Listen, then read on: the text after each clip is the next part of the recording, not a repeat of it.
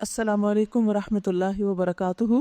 تیسرا پارہ شروع کرتی ہوں اللہ کے نام سے جو بے انتہا مہربان نہایت رحم فرمانے والا ہے۔ تلک الرسل فضلنا بعدهم علی بعد، یہ رسول ہم نے ان کو ایک دوسرے سے بڑھ چڑھ کر مرتبے عطا کیے، ہم نے ان میں سے بعض کو بعض پر فضیلت عطا کی۔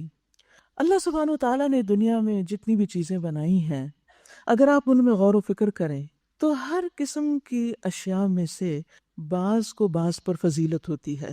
عام انسانوں میں سے بھی آپ دیکھیے تو بعض لوگ دوسروں کے مقابلے میں زیادہ فضیلت رکھتے ہیں، کبھی علم کے اعتبار سے، کبھی مال کے اعتبار سے، کبھی حسن کے اعتبار سے، کبھی کسی خاص علاقے میں ہونے کے اعتبار سے، خاص مواقع کے ملنے کے اعتبار سے۔ تو یہ فضیلتیں متعدد اور مختلف وجوہات کی بنا پر ہوتی ہیں، اور یہ اللہ سبحانہ وتعالیٰ کی تقسیم ہے، اور اس میں اس کی خاص حکمتیں ہوتی ہیں۔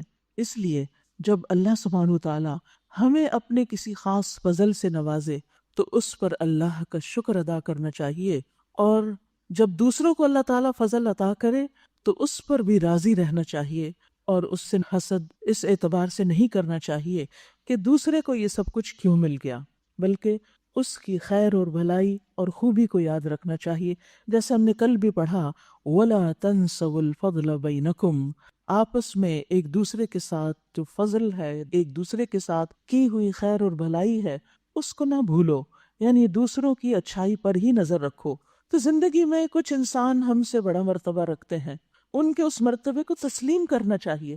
کوئی عمر میں ہم سے بڑا ہوتا ہے، کوئی علم میں بڑا ہوتا ہے، کوئی کسی اور رتبے اور مرتبے میں بڑا ہوتا ہے، جاہ میں بڑا ہوتا ہے، تو اللہ سبحانہ وتعالیٰ نے یہ مرتبے رکھے ہیں۔ اسی طرح جیسے ہم نے کل بھی پڑھا کہ مردوں کو عورتوں پر ایک فضیلت یا ایک درجہ حاصل ہے، تو اس درجے کو بھی مان لینا چاہیے، کیونکہ یہ اللہ تعالیٰ کی تقسیم ہے۔ جو اللہ کی تقسیم سے ناراض ہوتا ہے وہ اپنا ہی نقصان کرتا ہے، اور اس کی زندگی میں بے پناہ مشکلات ہوتی ہیں۔ جب ہم اللہ سبحانہ وتعالیٰ کے فیصلوں کو قبول کر لیتے ہیں اور ہر ایک کے مقام اور درجے کو قبول کر لیتے ہیں اور اس کے مطابق اس کو عزت اور رسپیکٹ دیتے ہیں، اسے ایکسیپٹ کر لیتے ہیں، تو اس سے ہماری اپنی ہی زندگی میں خیر و بھلائی ہوتی ہے، ہمارے اپنے ہی دل کو سکون اور قرار نصیب ہوتا ہے۔ اسی طرح ہم باقی چیزوں میں بھی دیکھتے ہیں، مثلا کتابوں میں سے قرآن مجید کو باقی تمام آسمانی کتابوں پر فضیلت حاصل ہے۔ اسی طرح راتوں میں سے سب سے زیادہ فضیلت والی رات کون سی ہے؟ لیلۃ القدر۔ دنوں میں سے فضیلت والا دن کون سا ہے؟ جمعۃ المبارک۔ اسی طرح مہینوں میں سے فضیلت والا مہینہ رمضان المبارک۔ تو عام زندگی میں بھی آپ دیکھیں گے کہ یہ درجوں کی تقسیم اللہ نے کی ہے، بعض چیزوں کو بعض پر فضیلت دی ہے۔ اسی طرح جو ہمارے دینی شاعر ہیں ان کو بھی شہروں میں سے سب سے بڑا فضیلت والا شہر مکہ المکرمہ ہے، گھروں میں سے سب سے معزز گھر اور مسجد بیت اللہ شریف ہے۔ تو ان جگہوں کی حرمت، ان شاعر کی حرمت اور ان کے مقام کو تسلیم کرنا یہ ہمارے ہی فائدے میں ہے۔ اسی طرح رسولوں کا معاملہ ہے، رسولوں کے بعد اسی طرح علماء دین کا معاملہ بھی ہوتا ہے۔ وَفَوْقَ كُلِّ ذِي عِلْمٍ عَلِيمٍ، ہر علم والے کے اوپر ایک اور علم والا ہوتا ہے۔ تو اس لیے اگر اللہ نے کسی کو ہم سے زیادہ علم دے رکھا ہے تو اس سے حسد نہیں کرنا چاہیے، بلکہ ہمیں بھی علم کو مزید بڑھانے کا شوق ہونا چاہیے۔ اسی طرح اللہ سبحانہ وتعالیٰ نے جس چیز کا یہاں پر ذکر کیا وہ یہ کہ ہم نے بعض رسولوں کو بعض پر فضیلت عطا کی، یعنی انہیں خاص خصوصیات سے نوازا۔ ان میں سے کوئی ایسا تھا جس سے اللہ تعالیٰ خود ہم کلام ہوئے، جیسے موسیٰ علیہ السلام اور رسول اللہ صلی اللہ علیہ وسلم سے معراج کے موقع پر اللہ تعالیٰ نے کلام فرمایا۔ کسی کو اس نے دوسری حیثیتوں سے بلند درجے دیے، اور آخر میں عیسیٰ ابن مریم کو روشن نشانیاں عطا کی اور روح پاک سے اس کی مدد کی۔ اگر اللہ چاہتا تو ممکن نہ تھا کہ ان رسولوں کے بعد جو لوگ روشن نشانیاں دیکھ چکے تھے وہ آپس میں لڑتے۔ تو بات یہ ہے کہ ہمیں تمام پیغمبروں کا احترام کرنا چاہیے، نبی صلی اللہ علیہ وسلم نے ہمیں یہی سکھایا ہے۔ لیکن عموماً انسانوں کے اندر کیا ہوتا ہے کہ جو جس کو اپنا لیڈر مانتا ہے، بڑا مانتا ہے، پھر اس کی محبت اور عقیدت میں دوسروں کے بارے میں جھگڑنا شروع کر دیتا ہے یا دوسروں کے مقام کو گرانے کی کوشش کرتا ہے۔ ہمیں اس چیز سے روکا گیا ہے۔ بحیثیت امت مسلمہ ہمیں پچھلی کتابوں پر بھی ایمان لانے کا حکم ہے، ہمیں تمام رسولوں پر ایمان لانے کا حکم ہے، اور ان کی جو خاص خاص خصوصیات ہیں ان کو بھی تسلیم کرنے کی ہمیں تاکید کی گئی ہے، تلقین کی گئی ہے، اور یہی ہمارا طرز عمل ہونا چاہیے۔ اور کسی کو دوسرے پر فضیلت دینے کا مطلب بعض اوقات یہ نہیں ہوتا کہ جس پہ فضیلت دی جا رہی ہے اس میں کوئی خیر و خوبی نہیں، اس کے اندر اپنی کوئی خاص خصوصیت ہوتی ہے، وہ اس خصوصیت کی بنا پر دوسرے سے ممتاز ہوتا ہے۔ تو ہر ایک کو اس کے مقام پر رکھنا ہی عدل و انصاف کی بات ہے۔ ان باتوں کو، ان فضیلتوں کو جھگڑے کی جگہ نہیں بنا لینا چاہیے، ان کی بنا پر آپس میں نہیں جھگڑنا چاہیے، یا فالوورز کو نہیں جھگڑنا چاہیے۔ یہ صرف ان کی خاص خصوصیت کو بتا کر دوسروں کو نیچا نہیں کرنا چاہیے۔ پھر فرمایا کہ اگر اللہ چاہتا تو ممکن نہ تھا کہ ان رسولوں کے بعد جو لوگ نشانیاں دیکھ چکے تھے وہ آپس میں لڑتے، مگر اللہ کی مشیت یہ نہیں تھی کہ وہ لوگوں کو جبراً اختلاف سے روکے۔ یعنی بعض اوقات ایک ہی پیغمبر کے فالوورز آپس میں بھی گروہ بندیاں کر لیتے ہیں اور آپس میں بھی جھگڑنے لگتے ہیں۔ جیسے آج آپ دیکھیے، ہم مسلمانوں کے اندر جتنے بھی گروہ، جتنے بھی فرقے ہیں، وہ سب کے سب اللہ تعالیٰ کو مانتے ہیں، رسول اللہ صلی اللہ علیہ وسلم کو مانتے ہیں، ان سے محبت کرتے ہیں، لیکن آپس میں جھگڑتے ہیں۔ تو اللہ سبحانہ وتعالیٰ چاہتے تو زبردستی اس اختلاف کو ختم کر دیتے، لیکن اللہ نے ایسا نہیں کیا، لوگوں کو آزادی دی ہے، اور یہی آزادی ان کا امتحان بن گئی ہے۔ اس وجہ سے انہوں نے باہم اختلاف کیا، یعنی اس آزادی کو استعمال کرتے ہوئے پھر کوئی ایمان لایا اور کسی نے کفر کیا۔ ہاں، اللہ چاہتا تو وہ ہرگز نہ لڑتے، مگر اللہ جو چاہتا ہے کرتا ہے۔ یعنی اللہ سبحانہ تعالیٰ کی مشیت یہی ہے کہ لوگوں کو اپنی رائے کے اظہار کا موقع دیا جائے اور انہیں اچھے برے کا فرق بتا کر پھر دیکھا جائے کہ وہ کرتے کیا ہیں۔ کسی بھی معاملے میں جھگڑا ناپسندیدہ چیز ہے، لیکن یاد رکھیے دین کے معاملے میں جھگڑا دین کی جڑ مونڈ دیتا ہے اور اس میں کوئی خیر نہیں ہوتی۔ دینی معاملات میں بھی آپ دیکھیے، خصوصاً فقہی معاملات میں لوگوں کے درمیان اختلافات ہوتے ہیں، اور وہ نقطہ نظر کے فرق سے بعض اوقات سمجھ کا لیول فرق ہوتا ہے اس بنا پر، لیکن اس کا یہ مطلب نہیں کہ اگر ہمیں ایک بات ایک طرح سے سمجھ آئی ہے اور دوسرے کو دوسری طرح سے، تو ہم اس کو گمراہ قرار دینے پہ تل جائیں، اور پھر اگر وہ ہماری رائے سے اتفاق نہ کرے تو ہم اس سے لڑنے جھگڑنے لگ جائیں اور اس کو برا بھلا کہنے لگے اور لوگوں کو اس سے روکنے لگے۔ اس سے انتشار پھیلتا ہے، امت کی وحدت پارا پارا ہوتی ہے۔ لہٰذا اگر آپ دین کی ایک بات کو ایک طریقے سے سمجھیں اور اس پر عمل کرنا چاہتے ہیں تو کریں، اپنے نقطہ نظر کی بنیاد دلیل پر رکھیں اور اپنی دلیل آپ دوسروں کو بھی بتائیں، لیکن اگر کوئی اس کو تسلیم نہیں کرتا تو اس کو اس کے حال پر چھوڑ دیں، اس کا معاملہ اللہ کے ساتھ ہے۔ ہمیں اس کے ساتھ لڑ جھگڑ کر خود کو بد اخلاقی کا مرتکب کرنے کی ضرورت نہیں، اور اپنے نیک اعمال کو ضائع کرنے کی، کیونکہ اس سے برکتیں اٹھ جاتی ہیں۔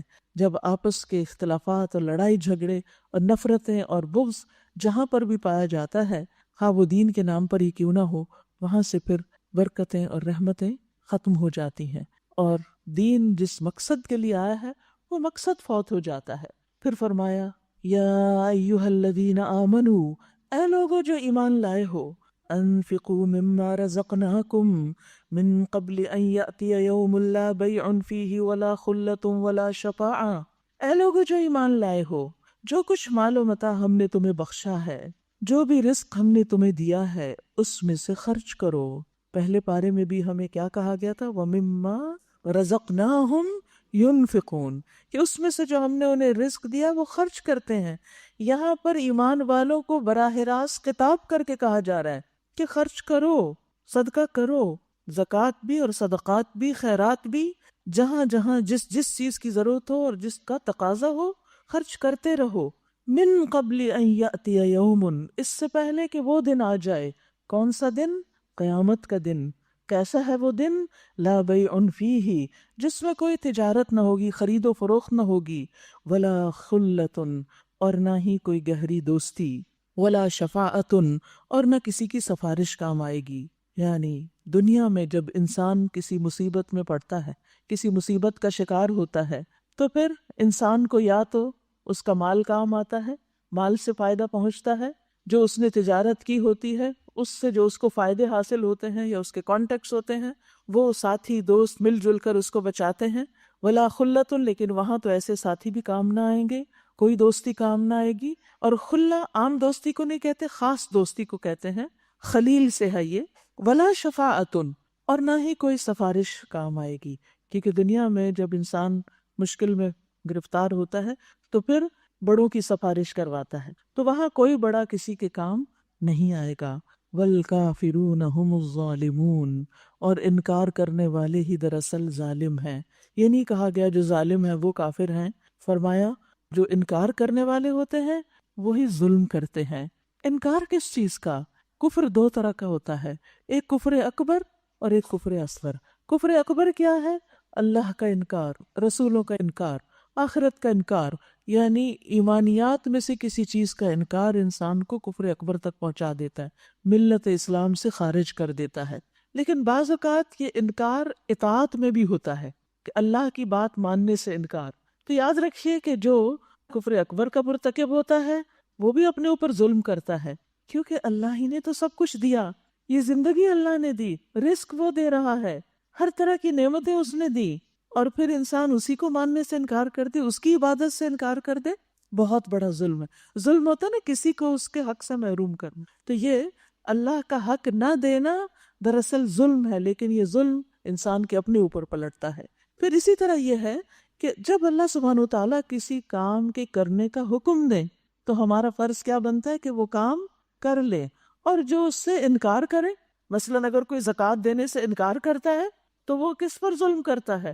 غریبوں پر بھی کرتا ہے، ان حقداروں پر بھی کرتا ہے کہ جن کا حق ہے زکوٰۃ، اور اس کے ساتھ ساتھ وہ اپنے آپ پر بھی ظلم کرتا ہے۔ والکافرون هم الظالمون، اللہ کے احکامات سے انکار کرنے والے دراصل ظلم کرنے والے لوگ ہوتے ہیں، چاہے حقوق العباد میں کوئی کمی کر رہے ہوں یا حقوق اللہ میں کوئی کمی کر رہے ہوں، یہ دراصل ظلم ہی کی قسم ہے اور انسان اپنے آپ ہی کو نقصان دیتا ہے۔ پھر اس کے بعد قرآن مجید کی سب سے عظیم آیت آ رہی ہے جس کو کہتے ہیں آیت الکرسی، کیونکہ اس میں کرسی کا لفظ آیا ہے۔ آیت الکرسی اللہ سبحانہ وتعالی کا بہترین تعارف ہے۔ اللہ لا الہ الا هو الحی القیوم لا تأخذہ سنۃ ولا نوم لہ ما فی السماوات وما فی الارض من ذا الذی یشفع عنده الا بإذنہ يعلم ما بين أيديهم وما خلفهم ولا يحيطون بشيء من علمه إلا بما شاء وسع كرسيه السماوات والأرض ولا يؤوده حفظهما وهو العلي العظيم۔ بہت ہی خوبصورت آیت ہے۔ اللہ سبحانہ وتعالیٰ فرماتے ہیں اللہ نہیں کوئی الہ، نہیں کوئی معبود حقیقی مگر وہی، وہ زندہ ہے، وہ قائم رکھنے والا ہے، نہ وہ سوتا ہے نہ اسے اونگ لگتی ہے، زمین اور آسمانوں میں جو کچھ ہے اسی کا ہے، کون ہے جو اس کی جناب میں اس کی اجازت کے بغیر سفارش کر سکے؟ جو کچھ بندوں کے سامنے ہے اسے بھی وہ جانتا ہے، اور جو کچھ ان سے اوجھل ہے اس سے بھی واقف ہے، اور اس کی معلومات میں سے کوئی چیز ان کی گرفت ادراک میں نہیں آ سکتی الا یہ کہ کسی چیز کا علم وہ خود ہی ان کو دینا چاہے۔ وسع کرسیہ السماوات والارض، اور اس کی کرسی آسمان و زمین پر شائع ہوئی ہے۔ ولا یؤودہ حفظہما، اور نہیں تھکاتی اس کو ان دونوں کی یعنی آسمان و زمین کی حفاظت۔ وہو العلی العظیم، اور وہ بلند ہے، بہت عظمت والا ہے، بہت بڑا ہے۔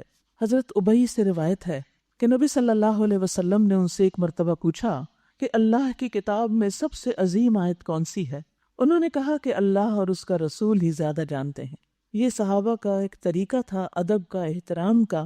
بعض اوقات انہیں جواب آتا بھی ہوتا تھا تو وہ آپ سے آگے بڑھ چڑھ کر نہیں بولتے تھے، وہ اس بات کا انتظار کرتے تھے کہ آپ خود کیا فرماتے ہیں، لیکن آپ نے یہ سوال کئی مرتبہ دہرایا تو حضرت ابی ابن کعب نے کہا کہ آیت الکرسی۔ آپ صلی اللہ علیہ وسلم نے یہ سن کے فرمایا ابو المنذر ان کی کنیت ہے، تمہیں علم مبارک ہو، اس ذات کی قسم جس کے ہاتھ میں میری جان ہے، عرش کے پائے کے پاس یہ اللہ بادشاہ کی پاکیزگی بیان کرتی ہوگی، اور اس کی ایک زبان اور دو ہونٹ ہوں گے، یعنی قیامت کے دن اس کو ایک شکل دی جائے گی۔ تو یہ آیت قرآن مجید کی عظیم ترین آیت ہے۔ اس کے پڑھنے کے کچھ مقامات ہیں، کچھ مواقع ہیں کہ کہاں کہاں اس کو پڑھنا چاہیے۔ سب سے پہلے ہر فرض نماز کے بعد جو ہی سلام پھیرے بات کیے بغیر آیت الکرسی پڑھیں۔ رسول اللہ صلی اللہ علیہ وسلم نے فرمایا جو شخص ہر فرض نماز کے بعد آیت الکرسی پڑھے اس کو موت کے علاوہ کوئی چیز جنت میں جانے سے نہیں روک سکتی۔ پھر اسی طرح صبح و شام اس کو پڑھنا چاہیے، کیونکہ جو شخص اس کو صبح شام پڑھتا ہے وہ جنات سے محفوظ رہے گا۔ محمد بن ابی ابن کعب اپنے والد سے روایت کرتے ہیں کہ ان کے کھجوروں کے کھلیان تھے اور وہ اس میں کمی دیکھ رہے تھے کہ کھجوریں کم ہوتی جا رہی ہیں۔ تو ایک رات انہوں نے چور کو پکڑ لیا جو جانور سے مشابہ ایک نو عمر لڑکا تھا۔ انہوں نے اس کو سلام کیا تو اس نے جواب دیا۔ انہوں نے کہا تم کون ہو، جن یا انسان؟ اس نے کہا میں جن ہوں۔ انہوں نے کہا اپنا ہاتھ میری طرف بڑھاؤ، تو اس نے ہاتھ بڑھایا۔ اس کا ہاتھ کتے کے ہاتھ کی طرح تھا اور اس کے بال کتے کے بال کی طرح تھے۔ انہوں نے پوچھا کیا جنوں کی تخلیق اس طرح ہوتی ہے، یعنی جن اس طرح کے ہوتے ہیں؟ اس نے کہا جن یہ جانتے ہیں کہ جنوں میں مجھ سے زیادہ شدید اور کوئی نہیں، یعنی یہ نہیں کہا کہ سب جن اس طرح کے ہیں، بلکہ کہا کہ میں بہت شدید جن ہوں، یعنی اس کی تخلیق اس طرح کی ہے۔ انہوں نے کہا تم میرے پاس کیوں آئے ہو؟ اس نے کہا ہمیں خبر ملی ہے کہ تم صدقہ کرنا بہت پسند کرتے، تو ہم تمہارے کھانے میں سے اپنا حصہ لینے آئے ہیں۔ انہوں نے کہا کیا چیز تم سے بچا سکتی ہے؟ اس نے کہا وہ آیت جو سورۃ البقرہ میں ہے، اللہ لا الہ الا هو الحی القیوم، جو کوئی اسے رات کو پڑھے گا وہ صبح تک ہم سے پناہ میں رہے گا، جنوں سے محفوظ رہے گا، اور جو صبح پڑھے گا وہ رات تک ہم سے پناہ میں رہے گا، یعنی جنات اس پر اثر نہیں کر سکتے۔ اس کی پابندی کرنا بہت ضروری ہے اور بچوں کو بھی اس کی پابندی سکھا دیں۔ پھر جب صبح کو انہوں نے اس بات کا ذکر نبی صلی اللہ علیہ وسلم سے کیا تو آپ نے فرمایا اس خبیث نے سچ کہا، یعنی بات اس کی درست ہے۔ اسی طرح رات کے وقت سوتے وقت آیت الکرسی لازم پڑھنی چاہیے۔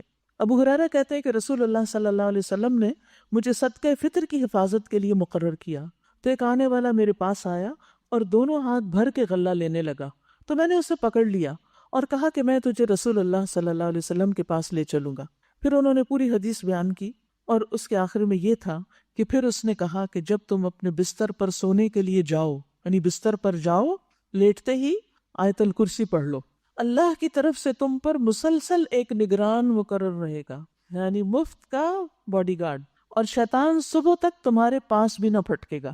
اس پر نبی صلی اللہ علیہ وسلم نے فرمایا ہے تو وہ جھوٹا مگر یہ بات اس نے سچ کہی ہے کہ بات ایسے ہی ہے۔ لہٰذا ہر فرض نماز کے بعد، صبح و شام، اور رات کو سوتے وقت، اور اس کے علاوہ جب آپ چاہیں پڑھیں، تو یہ آیت جو ہے اس کے پڑھنے کے فوائد بھی ہیں کہ یہ حفاظت کے لیے ہے۔ اس آیت کو آیت الکرسی کہا جاتا ہے۔ کرسی کیا ہے؟ ابن عباس کہتے ہیں کہ کرسی پاؤں کی جگہ ہے، یعنی فٹ سٹول، اور عرش کی اصل مقدار کا کوئی بھی اندازہ نہیں لگا سکتا کہ اللہ کا عرش کتنا بڑا ہے۔ ابو ذر کہتے ہیں کہ میں مسجد حرام میں داخل ہوا اور رسول اللہ صلی اللہ علیہ وسلم کو اکیلے دیکھ کر آپ کے پاس آ کر بیٹھ گیا۔ میں نے کہا یا رسول اللہ، آپ پر نازل ہونے والی کون سی آیت افضل ہے؟ آپ نے فرمایا آیت الکرسی۔ پھر فرمایا کہ کرسی کے مقابلے میں 7 آسمان اس طرح ہیں جیسے بیابان زمین میں کوئی چھلا پڑا ہو، چھوٹا سا رنگ ہو، بہت بڑے وسیع میدان میں ایک چھوٹا سا رنگ۔ تو کرسی کے مقابلے میں یہ 7 آسمان کیا ہے؟ چھوٹا سا رنگ۔ یعنی آپ دیکھیں نا گیلیکسیز کی جو موومنٹ ہوتی ہے وہ یوں لگتا ہے جیسے ایک رنگ بن گیا ہو۔ تو آپ دیکھیے کہ ملینز اینڈ ٹریلینز تو گیلیکسیز ہی ہیں، اور یہ صرف نون اسکائی جو ہے ہمارا، اس سے نیچے نیچے یہ سب کچھ ہے۔ باقی ایک آسمان سے دوسرے آسمان کے پیچھے کیسی کیسی مخلوق ہے، کیا کچھ ہے، وہ تو اللہ ہی جانتا ہے۔ لیکن یہ سب مل کر بھی اس کرسی کے سامنے بس ایسے ہی ہے جیسے، یعنی وسع کرسی السماوات والارض، کی اس کرسی نے آسمانوں زمین کو گھیر رکھا ہے، اور آسمان زمین اس کے سامنے بالکل ایک چھوٹی سی چیز ہے۔ وہ کرسی کتنی بڑی ہوگی؟ اور پھر عرش کے مقابلے میں کرسی اسی طرح بہت چھوٹی ہے، تو وہ عرش کتنا بڑا ہوگا، اور اس عرش کا رب کتنا بڑا ہے، اس کی عظمت کا تو آپ اندازہ ہی نہیں کر سکتے۔ تو اس میں اللہ سبحانہ وتعالیٰ کی سب سے پہلے الہ ہونے کی بات ہے کہ وہی معبود ہے، پھر وہ زندہ ہے ہمیشہ سے اور ہمیشہ زندہ رہے گا، القیوم، ہر چیز کو قائم رکھنے والا، اس کی حفاظت کرنے والا، اس کو چلانے والا۔ اس کو نیند نہیں آتی، وہ سوتا نہیں، نیند تو دور کی بات، اونگ بھی نہیں لگتی، وہ ہر چیز کا مالک ہے۔ سبحان اللہ، لہو ما فی السماوات و ما فی الارض، ہر چیز اس کے ہاتھ میں ہے، اس کے کنٹرول میں، اس کی ملکیت میں۔ لہٰذا آپ کو کچھ بھی چاہیے تو کس سے مانگے؟ جس کے پاس سارے خزانوں کی کنجیاں ہیں۔ لیکن ہم انسانوں سے امید زیادہ رکھتے ہیں اور اصل مالک کی طرف کم ہی رجوع کرتے ہیں۔ جب بھی اللہ سے کچھ مانگے تو یہ کہہ کے مانگے کہ اللہ آپ تو اس کے مالک ہیں، یہ تو آپ ہی کی چیز ہے، اور آپ جو چاہیں کر بھی سکتے ہیں، تو میں آپ سے اس کا سوال کرتی، آپ کے لیے دینا کچھ مشکل نہیں، اور اصرار سے مانگے یہ نہیں کہ ہاں بس ایک خواہش ہے کچھ مانگ لے اور پھر اس کے بعد بس ایک آدھ دفعہ مانگ کے پھر بھول جائیں. نہیں، لہو ما فی السماوات و ما فی الارض، کوئی ایک چیز بھی اس کے اختیار سے، اس کی قدرت اور ملکیت سے باہر نہیں. من ذا الذی یشفع عنده الا باذنہ، اس کی جناب میں اس کی اجازت کے بغیر سفارش کون کر سکتا؟ کون ہے جو کر سکے؟ کسی کو دم مارنے کی اجازت نہیں، مگر جس کو وہ اجازت دے وہ سفارش کرے گا. تو سفارش برحق ہے لیکن ہر ایک کے لیے نہیں. اور اس کے علم کی وسعتیں کیا ہے؟ یعلم ما بین ایدیہم وما خلفہم، وہ جانتا ہے جو لوگوں کے سامنے ہے اور جو ان کے پیچھے. سامنے کیا ہے؟ یہ دنیا، اور پیچھے کیا ہے؟ آخرت. آخرت میں کس کا کیا ٹھکانہ ہے اللہ کو پتا ہے، یہ اس کے علم میں ہے. ہمیں نہیں پتا کہ ہمارے ساتھ کیا ہوگا اور ہم کہاں جائیں گے، لیکن اس کے علم میں ہے. اور باقی بھی تمام چیزوں کا علم، وَلَا يُحِيطُونَ بِشَيْءٍ مِّنْ عِلْمِهِ إِلَّا بِمَا شَاءَ، اور وہ اس کے علم کا احاطہ کر ہی نہیں سکتے مگر جو وہ چاہے. چھوٹی سے چھوٹی چیز کے بارے میں بھی کسی انسان کا، کسی مخلوق کا علم پرفیکٹ نہیں. انسانی جسم کی سب سے چھوٹی اکائی سیل، انسان خود اعتراف کر رہا ہے کہ ابھی تو وہ ایک سیل کو بھی پوری طرح نہیں جان سکا. کہاں پوری باڈی کو جاننا کہ یہ کس طرح کام کرتی ہے. آج تک جتنی بھی ریسرچز ہو چکی ہیں، جتنا بھی انسان نے علم حاصل کیا ہے، وہ اللہ کے علم کے مقابلے میں بہت چھوٹا اور بہت کم ہے. بس انسان علم کی صرف اس حد تک جا سکتا ہے جہاں تک اللہ چاہتا ہے. تو علم بھی اللہ کے ہاتھ میں ہے، لہٰذا وہ بھی اسی سے مانگنا چاہیے، رب زدنی علما، کہ اللہ میرے علم کو زیادہ کر دے، کیونکہ علم اس کا ہے، علم وہ دیتا ہے. اور پھر وسع کرسیہ السماوات والارض، اس کی کرسی آسمان و زمین کو گھیرے ہوئے ہے. ولا یؤودہ حفظہما، اور آسمان و زمین کی حفاظت اس کو تھکاتی نہیں. وہو العلی العظیم، اور وہ بہت بلند ہے.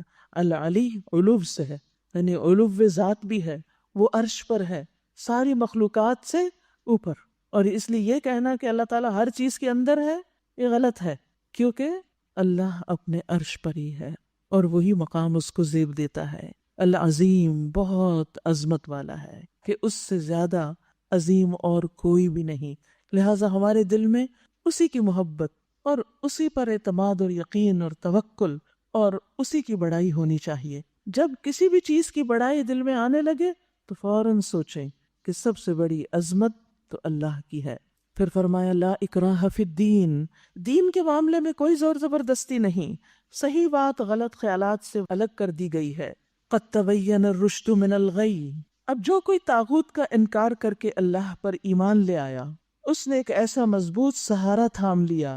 یاد رکھیے، اللہ پر ایمان لانے والا بے سہارا نہیں ہوتا، اس کا سہارا اللہ ہوتا ہے، ایسا سہارا جو کبھی ٹوٹنے والا نہیں. دیکھیے، اللہ کے سوا جتنے سہارے ہیں سب عارضی ہیں، سب فانی ہیں، سب ساتھ چھوڑ دینے والے ہیں. لیکن جو اللہ پر ایمان لے آتا ہے وہ ایسا کڑا تھامتا ہے جو کبھی نہیں ٹوٹے گا، وہ سہارا کبھی بھی ختم نہیں ہوگا. اور اللہ جس کا سہارا اس نے لیا سب کچھ سننے اور جاننے والا ہے. اللہ ولی الذین آمنوا، ایسے ایمان لانے والوں کا اللہ دوست ہوتا ہے، اللہ ان کا ولی ہوتا ہے، ان کا ناصر و مددگار ہوتا ہے، ان سے محبت کرتا ہے، ان کے معاملات کو درست کر دیتا ہے، ان کے معاملات کی ذمہ داری اٹھاتا ہے. وہ ان کو اپنے علاوہ کسی اور کے حوالے نہیں کرتا، وہ ان کی ہدایت کا ذمہ دار ہوتا ہے، ان کے تمام کاموں کا. اللہ ولی الذین آمنوا، یہ ایمان کے فائدے ہیں، یہ ایمان کے ثمرات ہیں. اور سب سے بڑا فائدہ کیا ہے اللہ کی دوستی کا؟ یخرجہم من الظلمات الی النور، وہ انہیں اندھیروں سے روشنی کی طرف نکال لاتا ہے، اندھیروں سے روشنی کی طرف، یعنی ان کو ہدایت عطا کرتا ہے. اور اس سے بڑی فائدے کی چیز کیا ہو سکتی ہے؟ اندھیرے انسان کے لیے غم اور پریشانی کا باعث ہوتے ہیں، لیکن اللہ سبحانہ وتعالیٰ سے جو دوستی کر لیتا ہے اسے ہر معاملے میں رہنمائی مل جاتی ہے، اس کے لیے آسانی ہو جاتی ہے کہ مجھے کس طرف کو جانا ہے، اس کو روشنی نصیب ہو جاتی ہے. والذین کفروا اولیاؤہم الطاغوت، اور وہ لوگ جو کفر کی راہ اختیار کرتے ہیں ان کے حامی و مددگار طاغوت ہیں، وہ طاغوت انہیں روشنی سے تاریکیوں کی طرف کھینچ لے جاتے ہیں، یہ آگ میں جانے والے ہیں. اولئک اصحاب النار ہم فیہا خالدون، تو یہ اندھیروں میں رہنے والے، ان کا انجام کیا ہوگا؟ یہ آگ کے ساتھی ہیں جہاں وہ ہمیشہ رہیں گے۔ پھر اس کے بعد اللہ سبحانہ وتعالیٰ کچھ مثالوں سے یہ بات سمجھاتے ہیں کہ اللہ اپنے دوستوں کو کیسے ہدایت دیتا ہے، اور جو لوگ اندھیروں میں ہوتے ہیں وہ کس طرح ہدایت سے محروم رہتے ہیں۔ تو پہلی مثال، الم تر الی الذی حاج ابراہیم فی ربہ، کیا تم نے اس شخص کے حال پر غور نہیں کیا جس نے ابراہیم سے جھگڑا کیا؟ جھگڑا اس بات پر کہ ابراہیم کا رب کون ہے، اور اس بنا پر کہ اس شخص کو اللہ نے حکومت دے رکھی تھی۔ نمرود کی طرف اشارہ ہے جس نے ابراہیم علیہ السلام سے مناظرہ کیا۔ جب ابراہیم علیہ السلام نے کہا کہ میرا رب وہ ہے جس کے اختیار میں زندگی اور موت ہے، تو اس نے جواب دیا زندگی اور موت میرے اختیار میں ہے۔ یعنی نمرود اپنے آپ کو کیا سمجھتا تھا؟ خدا سمجھتا تھا، اور سمجھتا تھا کہ ہر چیز کا مالک میں ہوں۔ ابراہیم علیہ السلام نے مزید بحث نہیں کی، انہوں نے بات کا رخ پھیر دیا، کہا اچھا اللہ سورج کو مشرق سے نکالتا ہے تو ذرا اسے مغرب سے نکال لا، یعنی اگر تم سمجھتے ہو کہ سارے اختیارات تمہارے ہاتھ میں ہیں تو پھر ذرا یہ تبدیلی کر کے دکھاؤ۔ یہ سن کر وہ جس نے کفر کیا تھا وہ حیران ہو گیا، لاجواب ہو گیا، لیکن اس دلیل کے سامنے آنے کے باوجود ہدایت نہیں پائی۔ کیوں؟ اس لیے کہ واللہ لا یہدی القوم الظالمین، اللہ ظالم قوم کو ہدایت نہیں دیتا، ظالموں کو ہدایت نہیں دیتا، ظالموں کو ہدایت نہیں ملتی۔ یہ ظالم کون ہے؟ جو حق دیکھ کر بھی آنکھیں بند کر لیں، حق بات سن کر اپنے کان بند کر لیں، تو پھر کیا ہوتا ہے؟ ختم اللہ علی قلوبہم وعلی سمعہم وعلی ابصارہم غشاوہ وَلَهُمْ عَذَابٌ عَظِيمٌ۔ یاد رکھیے اللہ نے انسان کو فطرت پر پیدا کیا ہے، لیکن انسان اپنی خواہشات، اپنے دشمن شیطان کے ورغلاوے اور دنیا کی محبت، ان سب چیزوں میں گرفتار ہو کر بعض اوقات جہالت میں ڈوب جاتا ہے، اندھیروں میں ڈوب جاتا ہے، اور حق کو دیکھ نہیں پاتا، سمجھ نہیں پاتا، اور اسے قبول نہیں کرتا۔ ایسا شخص اپنے آپ پر خود ظلم کرتا ہے، اور ظلم کرنے والا پھر ہدایت سے محروم ہو جاتا ہے۔ دوسری مثال، او کالذی مر علی قریۃ، یا پھر مثال کے طور پر اس شخص کو دیکھو جس کا گزر ایک ایسی بستی پر ہوا جو اپنی چھتوں پر اوندھی گری پڑی تھی۔ اس نے کہا یہ آبادی جو ہلاک ہو چکی ہے، اسے اللہ کس طرح دوبارہ زندگی بخشے گا؟ اس پر اللہ نے اس کی روح قبض کر لی، یعنی اس کو سمجھ نہیں آئی کہ وہ قیامت کے دن کیسے ہوگا، یہ سب دوبارہ کیسے جی اٹھیں گے۔ یعنی آخرت پر ایمان کے بارے میں اس کے دل میں ایک وسوسہ سا آ گیا، تو اللہ سبحانہ وتعالیٰ نے اس کو مار دیا، اور وہ 100 سال تک مردہ پڑا رہا۔ پھر اللہ نے اسے دوبارہ زندگی بخشی اور اس سے پوچھا بتاؤ کتنی مدت پڑے رہے ہو؟ اس نے کہا 1 دن یا چند گھنٹے۔ فرمایا تم 100 سال اسی حالت میں رہے ہو، اب ذرا اپنے کھانے اور پانی کو دیکھو، اس میں ذرا تبدیلی نہیں ہوئی۔ کھانا تو تھوڑی دیر کے بعد باسی ہونے لگتا ہے، لیکن اللہ تعالیٰ کے حکم سے ہی سب کچھ ہوتا ہے نا، اور اگر اللہ کھانے کو حکم دے کہ تم باسی نہ ہو تو وہ نہیں ہوگا، تو ویسے ہی تر و تازہ رہے گا، کیونکہ اصل حکم تو اللہ ہی کا ہے۔ پھر فرمایا کہ دوسری طرف ذرا اپنے گدھے کو بھی دیکھو کہ اس کا پنجر تک بسیدہ ہو رہا ہے، یعنی وہ بالکل مر کے ختم ہو چکا ہے، اور یہ ہم نے اس لیے کیا ہے کہ ہم تمہیں لوگوں کے لیے ایک نشانی بنا دینا چاہتے ہیں۔ پھر دیکھو کہ ہڈیوں کے اس پنجر کو ہم کس طرح اٹھا کر گوشت پوست اس پر چڑھاتے ہیں۔ اس طرح جب حقیقت اس کے سامنے بالکل نمایاں ہو گئی تو اس نے کہا میں جانتا ہوں اللہ ہر چیز پر قدرت رکھتا ہے، اللہ سب کچھ کر سکتا ہے۔ تو آپ دیکھیے کہ اس شخص کے ذہن میں ایک خیال آیا تھا، ایک ڈاؤٹ آیا تھا، تو اس پر اس کی پکڑ ہو گئی، لیکن چونکہ وہ بات کو سمجھنا چاہتا تھا، ہدایت پانا چاہتا تھا، تو اللہ تعالیٰ نے اس کو بھی ہدایت دی اور اس کے ذریعے بے شمار لوگوں کو اس کو مثال بنا دیا، اور وہ مثال قرآن میں رکھ دی، اور آج ہم بھی اس سے ہدایت پا رہے ہیں۔ تو ہمیں اپنے دل میں آنے والے خیالات پر بھی نظر رکھنی چاہیے۔ ہم میں سے ہر ایک کے اندر وسوسے آتے ہیں، یہ قدرتی سی بات ہے، ان کو جگہ نہیں دینی چاہیے، ان کو نکالنے کی کوشش کرنی چاہیے۔ ایاک نستعین کتاب میں وہ دعائیں جمع کر دی گئی ہیں جو وسوسوں سے بچاؤ کا ذریعہ ہیں، کیونکہ بعض لوگ بعض اوقات بہت بیمار بھی ہو جاتے ہیں کچھ وسوسوں کے بار بار آنے کی وجہ سے، اور کبھی کبھی دین کے بارے میں، کسی حکم کے بارے میں کوئی شک و شبہ آنے لگتا ہے، تو یہ شک جو ہے اس کو دل میں جگہ نہیں پکڑنی چاہیے، ورنہ دل بیمار ہو جائے گا۔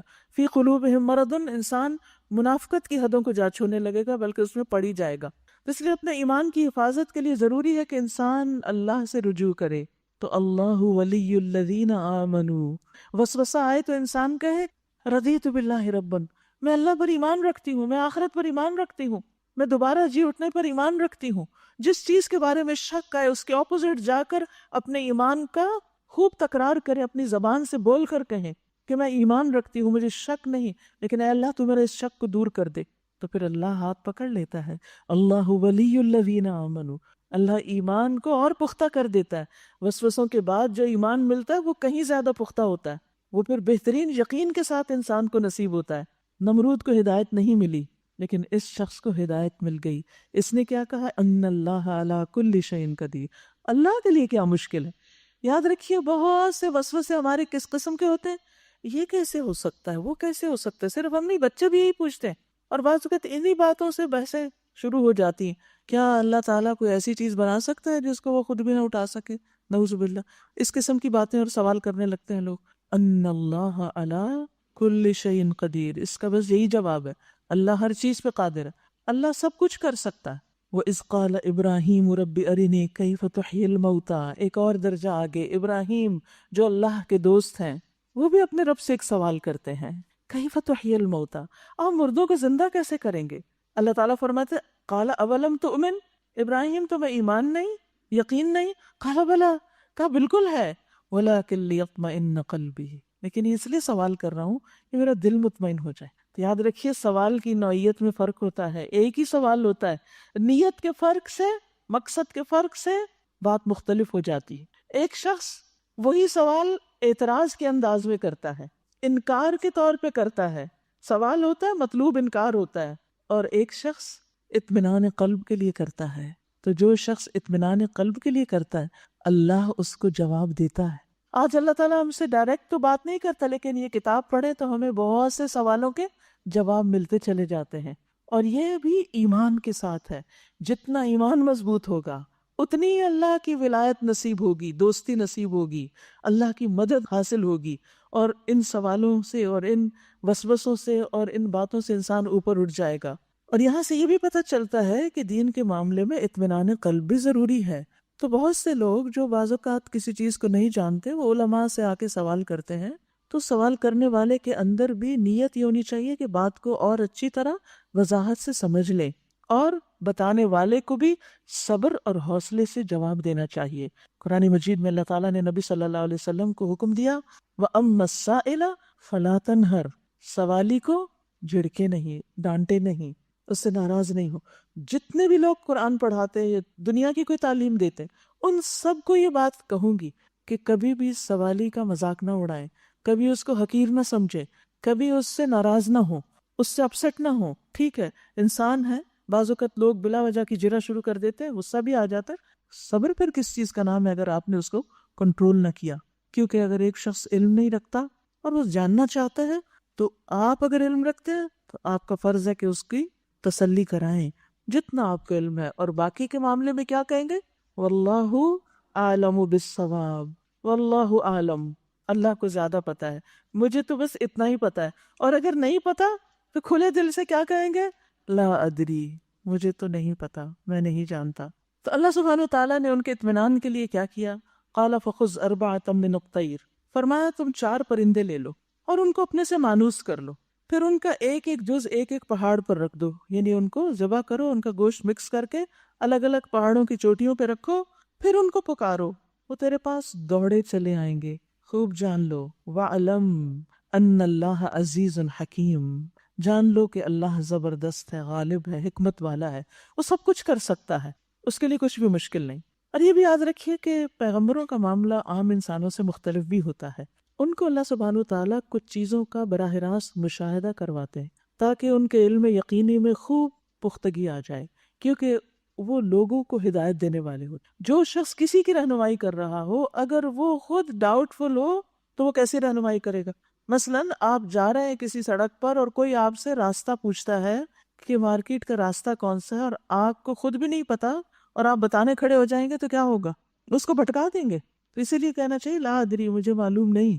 یہ نہیں سوچنا چاہیے کہ کیا کہے گا، اس کو یہ بھی نہیں پتا. کوئی بات نہیں، وہ کہہ کے سوچ کے چلا جائے گا، تھوڑی دیر کے بعد بھول جائے گا.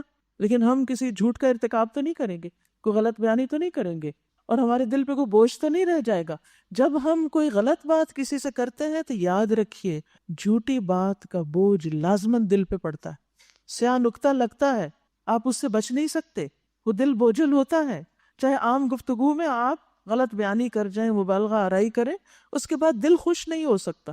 اور جس کا دل جتنا چمکتا ہے اس کو اس سیاہ نکتے کا اتنا ہی زیادہ احساس ہوتا ہے، وہ اور زیادہ کلیئرلی نظر آ رہا ہوتا ہے، حتیٰ کہ توبہ کر کر کے وہ اللہ سے درخواست کرتا ہے کہ اس کو مٹا دے اور دل پھر سے پورا روشن ہو جائے.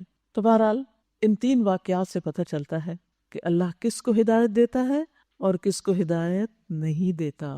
بہت سے لوگ کہتے ہیں نا اللہ چاہے تو ہمیں بھی ہدایت مل جائے، وہی نہیں چاہتا، چاہتے ہم خود نہیں، اور الزام نعوذ باللہ اللہ سبحانہ تعالیٰ پہ رکھ دیتے ہیں.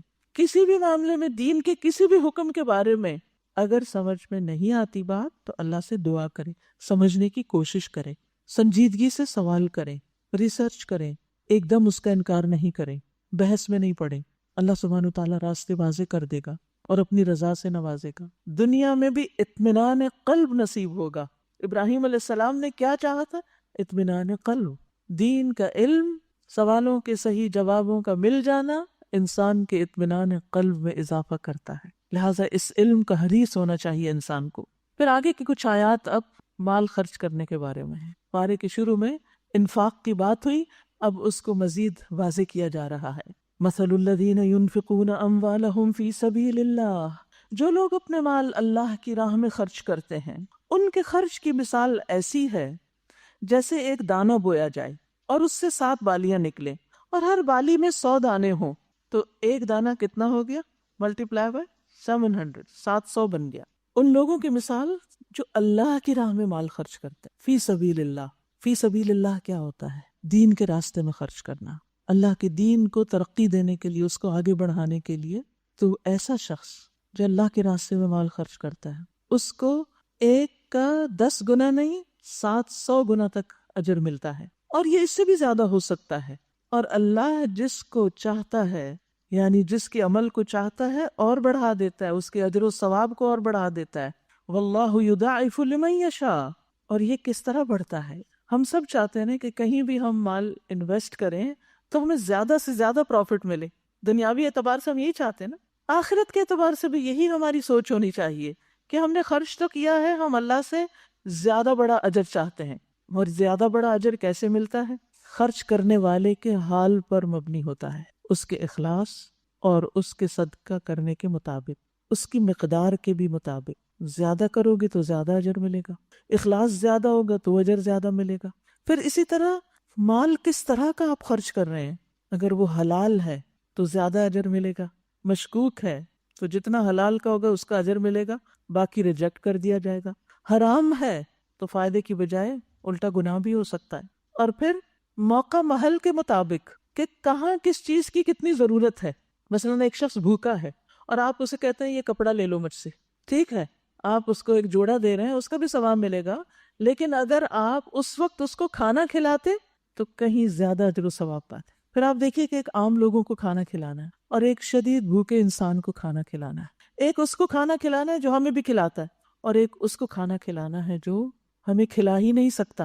پھر اسی طرح ایک ہے اپنی جان پہچان والے کو دینا، اس کو دینا جس کو ہم پسند کرتے ہیں، اور ایک اس کو دینا جس کو ہم ناپسند کرتے ہیں، صرف اللہ کی خاطر دینا. اور اس کو دینا جس کو ہم جانتے ہی نہیں، ایک عام بھوکے کو دینا اور ایک اس شخص کو جو قحط زدہ ہے. تو ان سب مواقع کے فرق سے اجر و ثواب میں بھی فرق آ جاتا ہے، اور یہ سب اللہ کے اختیار میں ہے. واللہ یضاعف لمن یشاء. یاد رکھیے غزوہ تبوک کے موقع پر ایک مٹھی خرچ کرنے والا کھجوروں کی اللہ کی راہ میں دینے والا اس سارے مال دینے والوں سے آگے نکل گیا جن کے پاس بہت کچھ تھا، اور انہوں نے دیا. اس کے پاس بس اتنا ہی تھا. تو اس نسبت کا بھی اندازہ کیجئے کہ آپ کے پاس کتنا، اور اس میں سے آپ کیا خرچ کر رہے ہیں. ایک کے پاس ملینز ہے، اگر اس میں سے وہ 1 لاکھ دے دیتا ہے تو کوئی بڑی بات نہیں، لیکن جس کے پاس 1 لاکھ ہے اس میں سے اگر وہ 1000 دیتا ہے تو اس کے لیے بڑی بات ہو جاتی. تو یہ ساری کیلکولیشن تو صرف اللہ سبحانہ تعالیٰ ہی کر سکتا ہے. لیکن یہ یاد رکھیے کہ ہر نیکی کا اجر کم از کم 10 گنا تو ہے ہی، اور پھر 700 گنا تک بھی، جیسے اس مثال میں بتایا گیا. اللہ عز و جل فرماتا ہے جو شخص نیکی کا ایک عمل کرتا ہے تو اسے اس کے مثل 10 گنا زیادہ بدلہ ملے گا، اور میں اس میں مزید اضافہ بھی کر دوں گا، یعنی 10 گنا دوں گا یا اور اضافہ کر دوں گا، اور جو شخص گناہ کا ایک عمل کرتا ہے تو اس کا بدلہ اسی کے برابر ہوگا، یا میں اسے معاف بھی کر سکتا ہوں۔ اور پھر یاد رکھیے کہ صدقے کو اللہ سبحانہ تعالیٰ رکھ نہیں دیتے، اجر بھی دیتے اور اس کو بڑھاتے بھی ہیں۔ اللہ کے ہاں وہ پرورش پاتا ہے۔ رسول اللہ صلی اللہ علیہ وسلم نے فرمایا، جس نے پاک کمائی میں سے ایک کھجور کے برابر صدقہ کیا اور اللہ صرف پاک کمائی قبول کرتا ہے تو بے شک اللہ اس کو اپنے دائیں ہاتھ میں لیتا ہے، پھر اس کو صدقہ کرنے والے کے لیے پالتا ہے، جس طرح تم میں سے کوئی اپنے پچھیرے کو پالتا ہے، یہاں تک کہ وہ صدقہ پہاڑ کے برابر ہو جاتا ہے۔ ایک کھجور ملٹیپلائی ہوتی ہوتی گرو کرتی کرتی کرتی کرتی پہاڑ جتنی بن گئی، یعنی آخرت میں انسان جائے گا تو دی تو ایک کھجور تھی لیکن اجر پہاڑ جتنا وہاں اس کو ملے گا۔ لہٰذا ہمیں اللہ سے سودا کرنا چاہیے، اخلاص کے ساتھ اللہ کی خاطر اپنا مال خرچ کرنا چاہیے۔ پھر آپ دیکھیے کہ ہم اپنی ذاتی ضروریات میں بھی خرچ کرتے ہیں، اور کبھی اس طرح بھی خرچ کرتے ہیں کہ ہمیں کوئی مصیبت آئی ہوتی ہے تو اس کو ٹالنے کے لیے یا اپنی پروٹیکشن کے لیے خرچ کرتے ہیں۔ یہ سب بھی اچھی بات ہے، ضرور کرنا چاہیے، لیکن دین کے لیے خرچ کرنا۔ اب مثال کے طور پر آپ دیکھیے کہ جنہوں نے یہ بلڈنگ بنائی، جنہوں نے اس جگہ کو خریدا اور اس میں حصہ ڈالا، مجھے یاد ہے کہ اس وقت ایک مسلح کی قیمت ہم نے بانٹی تھی، نماز پڑھنے کی جگہ کی قیمت 25,000 تقریباً بنتی تھی، اور کچھ لوگوں نے اکیلے اور کچھ نے مل کر وہ سب خریدی، تو الحمدللہ وہ جگہ آ گئی، حالانکہ بہت مہنگی جگہ تھی۔ پھر اس کے بعد تعمیر کا مرحلہ آیا تو لوگوں نے اپنے زیورات ڈالے، کسی نے کچھ ڈالا، کسی نے کچھ، اور الحمدللہ اللہ نے ان سب کا دیا قبول کیا، تو آج ہم اس چھت کے نیچے بیٹھ کر اس زمین پر جو کسی نہ کسی کے حصے کی ہے نا، اس نے خریدی ہوئی ہے، وہ دنیا میں اس کے نام نہیں لگی لیکن اللہ کے ہاں اس کا ریکارڈ موجود کہ کون کس کے حصے پہ بیٹھ کے اس وقت قرآن سن رہا ہے اور یہ پڑھا جا رہا۔ تو یہ خرچ کرنا جو ہوتا ہے یہ فی سبیل اللہ ہوتا ہے۔ تو ہم اپنی زندگی میں بھی اور مرنے کے بعد بھی فی سبیل اللہ کچھ نہ کچھ وقف کرنے اور وصیت کرنے کا ضرور اہتمام کریں۔ زندگی کا تو کچھ پتہ نہیں، اپنا کچھ زیور یا کوئی پراپرٹی کا حصہ یا کوئی چیز کہ یہ ہم اللہ کے راستے میں، نیکی کے کاموں میں، صدقہ جاریہ کے کاموں میں وقف کرتے ہیں، تاکہ ہم مر بھی جائیں، دنیا سے چلے بھی جائیں تو اجر کا سلسلہ جاری رہے اور وہ گرو ہوتا رہے، کیونکہ اللہ کے ہاں تو گرو ہوتا ہے جب اخلاص کے ساتھ دیا جاتا ہے۔ فرمایا ثم لا يتبعون ما انفقوا منا ولا اذى، پھر یہ لوگ اپنے مال اللہ کی راہ میں خرچ کرتے اور خرچ کر کے احسان نہیں جتاتے اور نہ دکھ دیتے ہیں، یعنی باتیں نہیں بناتے اس پر، ان کا اجر ان کے رب کے پاس ہے اور ان کے لیے کسی رنج اور خوف کا موقع نہیں، ایسے لوگ رنج اور غم سے آزاد ہو جائیں گے۔ پھر اگر انسان خرچ کر کے دوسرے کو جتاتا رہتا ہے، ذلیل کرتا ہے، تو اس سے بہتر ہے کہ نہ کرے۔ فرمایا ایک میٹھا بول اور کسی ناگوار بات پر ذرا سی چشم پوشی اس خیرات سے بہتر ہے جس کے پیچھے دکھ ہو، یعنی دے کے آپ لوگوں کو ذلیل کریں اور تنگ کریں۔ اللہ بے نیاز ہے اور بردباری اس کی صفت ہے، یعنی اللہ کو تمہارے صدقات نہیں چاہیے۔ اے ایمان لانے والو، اپنے صدقات کو احسان جتا کر اور دکھ دے کر اس شخص کی طرح خاک میں نہ ملا دو جو اپنا مال محض لوگوں کے دکھانے کو خرچ کرتا ہے اور نہ اللہ پر ایمان رکھتا ہے اور نہ آخرت پر۔ یعنی کچھ لوگ صرف وہاں دیتے ہیں جہاں ان کی شہرت ہو، جہاں ان کا نام کسی تختی پر لکھا جائے، جہاں وہ لوگوں کو بتا سکیں کہ ہم نے یہاں اتنا اور اتنا خرچ کیا ہے۔ تو دکھاوا کرنا جو ہے وہ اجر کو برباد کر دیتا ہے۔ اس کے خرچ کی مثال ایسی ہے جیسے ایک چٹان تھی جس پر مٹی کی تہ جمی ہوئی تھی، اس پر جب زور کی بارش برسی تو ساری مٹی بہہ گئی اور صاف چٹان کی چٹان رہ گئی۔ یعنی جو وقتی طور پر اس کو ایک ایکسائٹمنٹ ہوئی تھی یا وقتی طور پر کسی کو اس مال سے فائدہ ہوا تھا، بس وہ اتنی ہی دیر کی بات تھی، اس کے نتیجے میں وہ گرو نہیں کیا۔ اس کا یہ خرچ کرنا اس کو آخرت میں کچھ بھی فائدہ نہیں دے گا، وہ دنیا میں ہی دھل کے صاف ہو گیا۔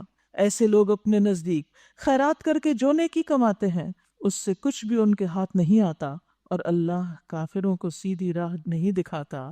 واللہ لا يهدي القوم الكافرین ومثل الذین ينفقون اموالهم ابتغاء مرضات اللہ، بخلاف اس کے جو لوگ اپنے مال محض اللہ کی رضا جوئی کے لیے دل کے پورے ثبات اور قرار کے ساتھ خرچ کرتے، انہیں کوئی شک نہیں ہوتا اور دل میں کوئی پشیمانی نہیں ہوتی خرچ کر کے، بلکہ خوشی خوشی خرچ کرتے ہیں، ان کے خرچ کی مثال ایسی ہے جیسے کسی بلند زمین پر سطح مرتفع پر ایک باغ ہو، اگر زور کی بارش ہو جائے تو دگنا پھل لائے، اور اگر زور کی بارش نہ بھی ہو تو ایک ہلکی پھوار ہی اس کے لیے کافی ہو جائے۔ تم جو کچھ کرتے ہو سب اللہ کی نظر میں ہے، اللہ دیکھ رہا ہے۔ تو یہاں بتا دیا گیا فرق دو لوگوں کا، جو دکھاوے کے لیے مال خرچ کرتا ہے اس کا انجام کیا ہے، اور وہ جو دل کے قرار کے ساتھ اخلاص کے ساتھ خرچ کرتا ہے اس کا انجام کیا ہے۔ اس کی چھوٹی سی کوشش بھی بہت بڑا نتیجہ پیدا کرے گی، بہت بڑے اجر و ثواب کا باعث ہوگی۔ تو یاد رکھیے، خاص زکوٰۃ ہو، خاص صدقات اور خیرات ہوں، دل کی خوشی کے ساتھ دیں، کیونکہ ابتغاء مرضات اللہ کیا ہے کہ جب وہ دیتے ہیں تو انہیں ایک تسکین ہوتی کہ میرے رب خوش ہوگا اس سے، انہیں اللہ کے وعدوں پہ یقین ہوتا ہے، ان کو یہ یقین ہوتا ہے کہ جو مال وہ دے رہے ہیں اللہ تعالیٰ انہیں اس سے کہیں زیادہ بہتر لوٹائے گا، دنیا میں بھی اس کا فائدہ ہوگا اور آخرت میں بھی ہوگا، اور پھر یہ یقین ان کو بہتر سے بہتر طریقے پر خرچ کرنے میں مدد دیتا ہے۔ نبی صلی اللہ علیہ وسلم نے فرمایا، اللہ کا تقوی اختیار کرو اور اپنی 5 نمازیں ادا کرو، 1 مہینے کے روزے رکھو اور دل کی خوشی سے اپنے مال کی زکوٰۃ ادا کرو، دل کی خوشی سے، اور اپنے امیر کی اطاعت کرو، تم اپنے رب کی جنت میں داخل ہو جاؤ گے۔ تو یہاں پر خاص طور پر زکوٰۃ کی ادائیگی میں دل کی خوشی کی بات کی گئی کہ اطمینان سے دو۔ آپ نے فرمایا جس نے یہ 3 کام سر انجام دیے وہ ایمان کا مزہ چکھ لے گا، اس کو ایمان کی حلاوت اور سویٹنس محسوس ہوگی، اس کے دل میں ایک خاص خوشی ہوگی۔ نمبر 1، جس نے ایک اللہ کی عبادت کی، اکیلے اسی کی، اور بے شک اللہ کے سوا کوئی الہ نہیں۔ نمبر 2، اس نے اپنے دل کی خوشی کے ساتھ وہ زکوٰۃ ادا کی جو ہر سال اس پہ فرض ہوتی، یعنی اس کو پریشانی نہیں لاحق ہوگی، اوہ پھر زکوٰۃ آ گئی، اب پھر مجھے اپنا زیور بیچنا ہوگا، اب میں کہاں سے پیسے لاؤں، یہ سال گزرتے تو پتہ ہی نہیں چلتا۔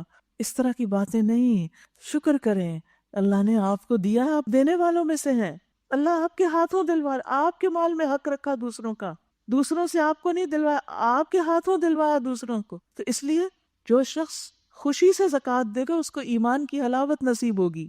نمبر 3، نیز زکوٰۃ میں بہت بوڑھا، بیمار، مریض اور گھٹیا جانور نہ دیا، لیکن اپنے مال سے معتدل اور متوسط چیز دی، کیونکہ اللہ نے تم سے نہ بہت بہتر چیز کا مطالبہ کیا اور نہ تمہیں گھٹیا چیز دینے کا حکم دیا۔ یعنی جب انسان زکوٰۃ کا مال نکالے تو اس میں معتدل سی متوسط درجے کی چیز دے سکتا ہے۔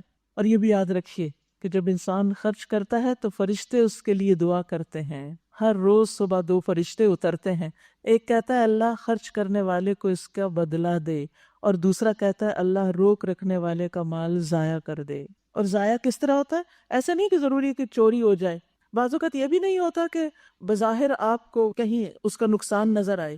ضائع ہونے کی بھی کئی قسمیں ہیں۔ ایک ضائع ہونا یہ ہوتا ہے کہ آپ اس کو اپنے اوپر نہیں لگا سکتے، کسی فائدے کی جگہ پہ نہیں لگا سکتے، چھوڑ کے مر جاتے ہیں اور بچے ان کو غلط سلط جگہوں پر اڑاتے ہیں۔ یعنی چوری ہونا، ضائع ہونا، ٹوٹ پھوٹ جانا، یہ تو ضائع ہونا ہی ہے، یہ تو سامنے نظر آنے والی چیز۔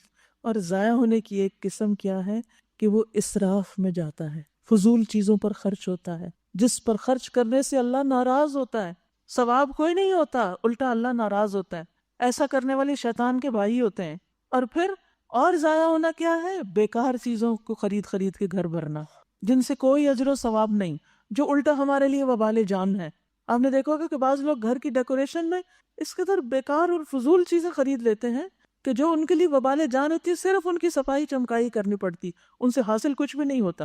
یہ مال اگر کسی اسکول میں لگتا تو وہ بچے پڑھتے جو اسکول سے باہر گلیوں میں پھر رہے ہیں، یہ مال لگتا کسی جگہ سڑک بنانے میں، یہ مال لگتا کسی غریب کی فیس دینے میں، یہ مال لگتا کسی دینی ادارے کو بنانے میں، یہ لگا اس فرنیچر پر جس پہ سو کر نیند بھی نہیں آتی، ہم نے کہاں مال ضائع کر دیا۔ تو بیکار، فضول، غیر ضروری چیزوں کا خریدنا یہ بھی مال ضائع کرنا ہے۔ تو جب انسان نیکی کے راستے میں خرچ نہیں کرتا تو کیا ہوتا ہے؟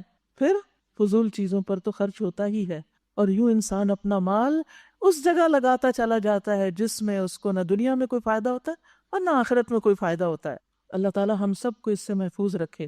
پھر اللہ تعالیٰ ایک اور مثال دیتے ہیں، اَيَوَدُّ أَحَدُكُمْ أَن تَكُونَ لَهُ جَنَّةٌ، کیا تم میں سے کوئی یہ پسند کرتا ہے کہ اس کے پاس ایک ہرا بھرا باغ ہو، نہروں سے سیراب، کھجوروں اور انگوروں اور ہر قسم کے پھلوں سے لدا ہوا، اور وہ عین اس وقت ایک تیز بگولے کی زد میں آ کر جھلس جائے جبکہ وہ خود بوڑھا ہو اور اس کے کم سن بچے بھی ابھی کسی لائق نہ ہوں، اس طرح اللہ اپنی باتیں تمہارے سامنے بیان کرتا ہے، شاید کہ تم غور و فکر کرو۔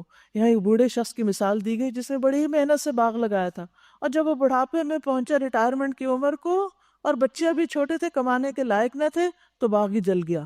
سخت ضرورت کے وقت وہ سارے کا سارا باغ راکھ بن گیا۔ یہی حال ان لوگوں کا ہوگا جو دنیا میں فضول چیزوں پہ خرچ کرتے ہیں، ریاکاری سے خرچ کرتے ہیں، دے کے احسان جتا کے ضائع کرتے ہیں۔ قیامت کے دن جب انسان کو اپنی چھوٹی سے چھوٹی نیکی کی بھی ضرورت ہوگی، کیونکہ آگ سے بچو خواہ کھجور کا ٹکڑا ہی دے کر کیوں نہ بچو، تو وہ ٹکڑا دیا تو تھا مگر اخلاص سے نہیں دیا تھا۔ آج کیا ہے؟ آج کوئی چیز نہیں کہ جو اس کے لیے سایہ بنے، جو اس کے لیے جہنم کی آڑ بنے۔ وہ سب تو ضائع ہو گیا، دکھاوے کی نظر ہو گیا، اسراف کی نظر ہو گیا، بیکار چیزوں کے خرچ کرنے کی نظر ہو گیا۔ آج تو یہاں کوئی بھی اجر و ثواب نہیں اس کا۔ یعنی آخرت میں، قیامت کے دن جب انسان ذرے ذرے کا محتاج ہوگا، وہاں اس کو کچھ بھی نہیں ملے گا۔ وہ اسی بوڑھے کی طرح حسرت سے ہاتھ ملتا رہ جائے گا، ایڑیاں رگڑتا رہ جائے گا کہ جس کے پاس اب آمدنی کا کوئی ذریعہ نہیں رہا۔ پھر فرمایا یا ایھا الذین آمنوا، اے لوگو جو ایمان لائے ہو، جو مال تم نے کمائے ہیں اور جو کچھ ہم نے زمین سے تمہارے لیے نکالا ہے، اس میں سے بہتر حصہ اللہ کی راہ میں خرچ کرو۔ ایسا نہ ہو کہ اس کی راہ میں دینے کے لیے بری سے بری چیزیں چھانٹنے کی کوشش کرو، یعنی جو بالکل ردی، بیکار، کام نہ آنے والی، فضول، وہ جا کے چیریٹی میں دے دو۔ نو، حالانکہ وہی چیز اگر تمہیں کوئی دے تو تم ہرگز اسے لینا گوارا نہ کرو گے، الا یہ کہ اس کو قبول کرنے میں تم آنکھیں بند کر لو۔ تمہیں جان لینا چاہیے اللہ بے نیاز ہے۔ یاد رکھیے جب ہم کسی کو کچھ دیتے ہیں، وہ اس کو نہیں اللہ کو دے رہے ہوتے ہیں، کیونکہ اس کا اجر ہمیں اس نے دینا ہے۔ پھر سوچئے کیا دے رہے ہیں، کسی کو بھی دیتے ہوئے سوچئے کیا دے رہے ہیں، اس کے بدلے میں اللہ سے کیا چاہتے ہیں ہم؟ کیونکہ عموماً ہم اپنی پسندیدہ ترین چیزیں سنبھال کے رکھ لیتے ہیں، اور جو فضول چیزیں ہوتی ہیں وہ نکال دیتے ہیں۔ یہ صدقہ ہے، یہ کل قیامت کے دن کام آئے گا۔ کیا کام آئے گا؟ یہ ردی بیکار چیزیں دیتے ہوئے سوچا کریں کیا دے رہے ہیں، کس طرح دے رہے ہیں۔ تمہیں جان لینا چاہیے کہ اللہ بے نیاز ہے اور بہترین صفات سے متصف ہے۔ شیطان تمہیں مفلسی سے ڈراتا ہے، شیطان نہیں کرنے دیتا خرچ۔ وہ کیا کہتا ہے؟ تم فقیر ہو جاؤ گے، غریب ہو جاؤ گے، اور شرمناک طرز عمل اختیار کرنے کی ترغیب دیتا ہے، فحشاء کا، یعنی اس طرح خرچ کرواتا ہے کہ انسان کو الٹا اس کی عزت کی بجائے بے عزتی ہو۔ کیونکہ بعض اوقات انسان اس طرح کے کسی غریب فقیر کو بھی دیتا ہے، اٹھا کے پھینک دیتا ہے، اور بعض اوقات اس کے سامنے انکار کر دے۔ تو ایک شرمناک رویہ ہے نا کہ آپ نے کسی کو اس طرح دیا، اس طرح اس کے ساتھ ڈیل کیا، اس کو حقیر سمجھ کر۔ مگر اللہ تمہیں اپنی بخشش اور فضل کی امید دلاتا ہے۔ اللہ بڑا فراخ دست اور دانا ہے۔ یؤتی الحکمت من یشاء ومن یؤت الحکمت فقد اوتی خیرا کثیرا وما یذکر الا اولو الالباب۔ جس کو چاہتا ہے حکمت عطا کرتا ہے، اور جس کو حکمت ملی اسے حقیقت میں بڑی دولت مل گئی۔ وما یذکر الا اولو الالباب، ان باتوں سے صرف وہی لوگ سبق لیتے ہیں جو عقل والے ہیں۔ تو اللہ سبحانہ وتعالیٰ سے حکمت مانگنی چاہیے، کیونکہ حکمت بہت بڑی دولت ہے۔ اس کو یاد کر لیجئے، وَمَن يُؤْتَ الْحِكْمَةَ فَقَدْ أُوتِيَ خَيْرًا كَثِيرًا۔ خیر کثیر کیا ہے یہ حکمت؟ اس کے کئی معنی بیان کیے گئے ہیں۔ عمومی معنی تو ہے صحیح بصیرت اور صحیح قوت فیصلہ۔ مثلا خرچ کرنے کے معاملات کے بعد حکمت کی بات ہوئی کہ جس شخص کے اندر حکمت ہوگی وہ سوچ سمجھ کر مال خرچ کرے گا، زیادہ بہترین جگہ پر انویسٹ کرے گا تاکہ زیادہ سے زیادہ فائدہ حاصل کر سکے، عظیم الشان اجر و ثواب حاصل کر سکے۔ اور جس کے اندر حکمت نہیں ہوگی، اس کے اندر فہم نہیں ہوگا، تو وہ پھر مال کو ضائع کر دے گا۔ تو اس حکمت کی، صحیح قوت فیصلہ کی ہمیں ہر جگہ ضرورت ہوتی، لیکن یہ سب آتا کہاں سے ہے؟ اس کے بارے میں مختلف اقوال ہمیں ملتے ہیں کہ یہ حکمت کیا ہے۔ اس آیت میں جس حکمت کا اللہ نے ذکر کیا ہے، مفسرین نے کہا ہے کہ اس سے مراد قرآن اور اس کا فہم ہے۔ تو جس کو قرآن مل گیا اس کو خیر کثیر مل گئی، کیونکہ قرآن ہی تو ہمیں بتاتا ہے کہاں خرچ کرو، کیسے خرچ کرو، کتنا کرو، اور کیا نہ کرو۔ ابن عباس کہتے ہیں کہ اللہ سبحانہ وتعالیٰ کے اس قول وَمَن يُؤْتَ الْحِكْمَةَ فَقَدْ أُوتِيَ خَيْرًا كَثِيرًا کے بارے میں مروی ہے، یعنی خیر کثیر سے مراد قرآن ہے، اس کے ناسخ و منسوخ، اس کی محکم و متشابہ، اس کے مقدم و مؤخر، اس کے حلال و حرام، اور اس کی مثالوں کی معرفت، یعنی مثالوں سے سبق لینا۔ پھر اسی طرح حکمت کا ایک معنی قول و فعل میں درست بات کو پہنچنا، یعنی بات بھی صحیح کرنا اور کام بھی صحیح کرنا، نپا تلا جچا تلا، نمبر 3، اس سے مراد دین کا علم ہے۔ ابن وہب کہتے ہیں میں نے مالک سے کہا حکمت کیا ہے؟ انہوں نے کہا دین کی معرفت حاصل کرنا، اس میں فقہ فہم حاصل کرنا اور اس کی پیروی کرنا۔ ابراہیم کہتے ہیں کہ حکمت سے مراد سمجھ بوجھ ہے، فہم ہے۔ ابو العالیہ کہتے ہیں حکمت سے مراد اللہ کی خشیت ہے، اللہ کا خوف، کیونکہ اللہ کی خشیت حکمت کا نچوڑ ہے۔ جیسے ایک اور قول میں آتا ہے نا، رأس الحکمتی مخافت اللہ، یعنی جس کے اندر اللہ کا ڈر ہے وہی دراصل حکمت والا ہے، اس کو حکمت ملی ہوئی ہے۔ اور حدیث میں آتا ہے حسد صرف 2 چیزوں میں جائز ہے، یعنی 2 لوگوں پر، ایک وہ شخص جس کو اللہ نے مال دیا اور اس کو راہ حق میں خرچ کرنے کی قدرت دی، یعنی صحیح جگہوں پر خرچ کرنے کی توفیق دی، سمجھ بوجھ دی، اور دوسرا وہ شخص جسے اللہ نے حکمت دی اور وہ اس کے ذریعے فیصلہ کرتا ہے اور اس کی تعلیم بھی دیتا ہے۔ نبی صلی اللہ علیہ وسلم نے بھی کیا کیا تھا؟ حکمت کی تعلیم لی تھی۔ وَيُعَلِّمُهُمُ الْكِتَابَ وَالْحِكْمَةَ۔ تو اس سے یہ پتہ چلتا ہے کہ حکمت سیکھنے کی چیز بھی ہے، دیتا تو اللہ ہی ہے لیکن سیکھنے کی بھی ضرورت ہوتی ہے۔ تو آئیے دعا کرتے ہیں کہ اے اللہ تو ہمیں علم اور حکمت عطا فرما۔ اللہ سبحانہ وتعالیٰ اپنی صفات بیان کرتے ہوئے بھی العلیم الحکیم کا ذکر بھی کرتا ہے کہ وہ علم والا بھی ہے اور حکمت والا بھی ہے۔ تو اللہ سبحانہ وتعالیٰ ہم سب کو بھی یہ خیر کثیر عطا فرمائے، کیونکہ پھر حکمت ہوگی تو سارے فیصلے زندگی کے صحیح ہوں گے، اور جب صحیح فیصلے ہوں گے تو پھر انشاءاللہ صراط مستقیم پر چلنے کی توفیق بھی ہوگی، اس پر ثبات بھی ہوگا انشاءاللہ۔ تم نے جو کچھ بھی خرچ کیا ہو اور جو نظر بھی مانی ہو، اللہ کو اس کا علم ہے، اور ظالموں کا کوئی مددگار نہیں۔ اگر اپنے صدقات اعلانیہ دو تو بھی اچھا ہے، نہیں سب کے سامنے بھی دے سکتے ہو اگر نیت میں ریاکاری نہیں، لیکن اگر چھپا کر حاجت مندوں کو دو تو یہ تمہارے حق میں زیادہ بہتر ہے۔ تمہاری بہت سی برائیاں اس طرز عمل سے محو ہو جاتی ہیں، یعنی چھپے ہوئے صدقے سے انسان کی بہت سی برائیاں ختم ہوتی ہیں، اس کے اندر کی بہت سی جو دکھاوے کی اور ریاکاری کی اور بدنیتی کی جو کیفیت ہوتی ہے وہ بھی کنٹرول میں آتی ہے، اور اس کے علاوہ انسان کے برے اعمال کے جو برے وبال ہیں وہ اس سے دور ہوتے ہیں۔ اور جو کچھ تم کرتے ہو اللہ کو بہرحال اس کی خبر ہے، یعنی اللہ کو سب پتا ہے تم کیا چیز کیسے کر رہے ہو۔ لوگوں کو ہدایت بخشنے کی ذمہ داری آپ پر نہیں، ہدایت تو اللہ ہی جسے چاہتا ہے بخشتا ہے۔ اور خیرات میں جو مال تم خرچ کرتے ہو وہ تمہارے اپنے لیے بھلا ہے، آخر تم اسی لیے تو خرچ کرتے ہو کہ اللہ کی رضا حاصل کرو۔ تم جو کچھ مال خیرات میں خرچ کرو گے اس کا پورا اجر تمہیں دیا جائے گا، اور تمہاری حق تلفی ہرگز نہ ہوگی۔ خاص طور پر مدد کے مستحق وہ تنگ دست لوگ ہیں جو اللہ کے کام میں ایسے گر گئے کہ اپنے ذاتی کسب معاش کے لیے زمین میں کوئی دوڑ دھوپ نہیں کر سکتے، یعنی وہ خود اپنے لیے کچھ کمائی نہیں کر سکتے۔ ان کی خودداری دیکھ کر ناواقف آدمی گمان کرتا ہے کہ یہ خوشحال ہیں۔ تم ان کے چہروں سے ان کی اندرونی حالت پہچان سکتے ہو کہ کس چیز کے محتاج ہیں، مگر وہ ایسے لوگ نہیں کہ لوگوں کے پیچھے پڑ کے کچھ مانگیں۔ ان کی اعانت میں، ان کی مدد میں جو کچھ مال تم خرچ کرو گے وہ اللہ سے پوشیدہ نہ رہے گا۔ یہاں ایک خاص جگہ خرچ کرنے کی بتائی گئی ان لوگوں پر جو بظاہر فقیر مسکین نظر نہیں آتے، لیکن وہ اللہ کے کام میں ایسے مصروف ہیں کہ ان کو اپنی کمائی کے لیے، اپنی جاب اور اپنے بزنس کے لیے وقت نہیں ملتا، اور وہ کسی سے کچھ مانگتے بھی نہیں۔ پھر فرمایا وَمَا تُنْفِقُوا مِنْ خَيْرٍ فَإِنَّ اللَّهَ بِهِ عَلِيمٌ، وہاں بھی جو دو گے اللہ کو سب پتا ہے۔ الَّذِينَ يُنْفِقُونَ أَمْوَالَهُمْ بِاللَّيْلِ وَالنَّهَارِ، جو لوگ اپنے مال شب و روز کھلے اور چھپے خرچ کرتے ہیں ان کا اجر ان کے رب کے پاس ہے، ان کے لیے کسی خوف اور رنج کا مقام نہیں۔ مگر جو لوگ سود کھاتے ہیں، یعنی ایک ہے اللہ کی راہ میں صدقہ دینے والے، خیر بانٹنے والے، اور دوسرے ہیں دوسروں کا خون نچوڑنے والے، سود کھانے والے۔ اب دونوں کا کمپیریزن ہے۔ ان کا حال اس شخص کا سا ہوتا ہے جسے شیطان نے چھو کر باولا کر دیا، مجنون ہو کوئی، کیونکہ جس کی عقل ماری ہوئی ہو وہی دوسروں کی ضرورت سے فائدہ اٹھاتا ہے۔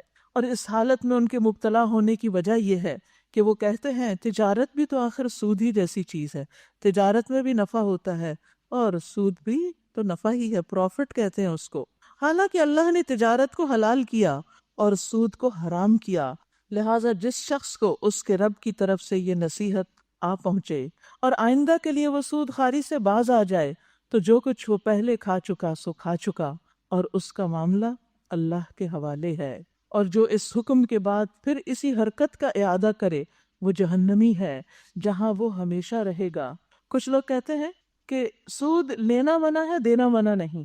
نہیں، حدیث سے ہمیں پتہ چلتا ہے کہ لینے والا، دینے والا، لکھنے والا، گواہ بننے والا سب اسی میں شریک ہیں۔ رسول اللہ صلی اللہ علیہ وسلم نے فرمایا ایسے گناہوں سے بچو جو معاف نہیں کیے جاتے، جن کی معافی مشکل ہے۔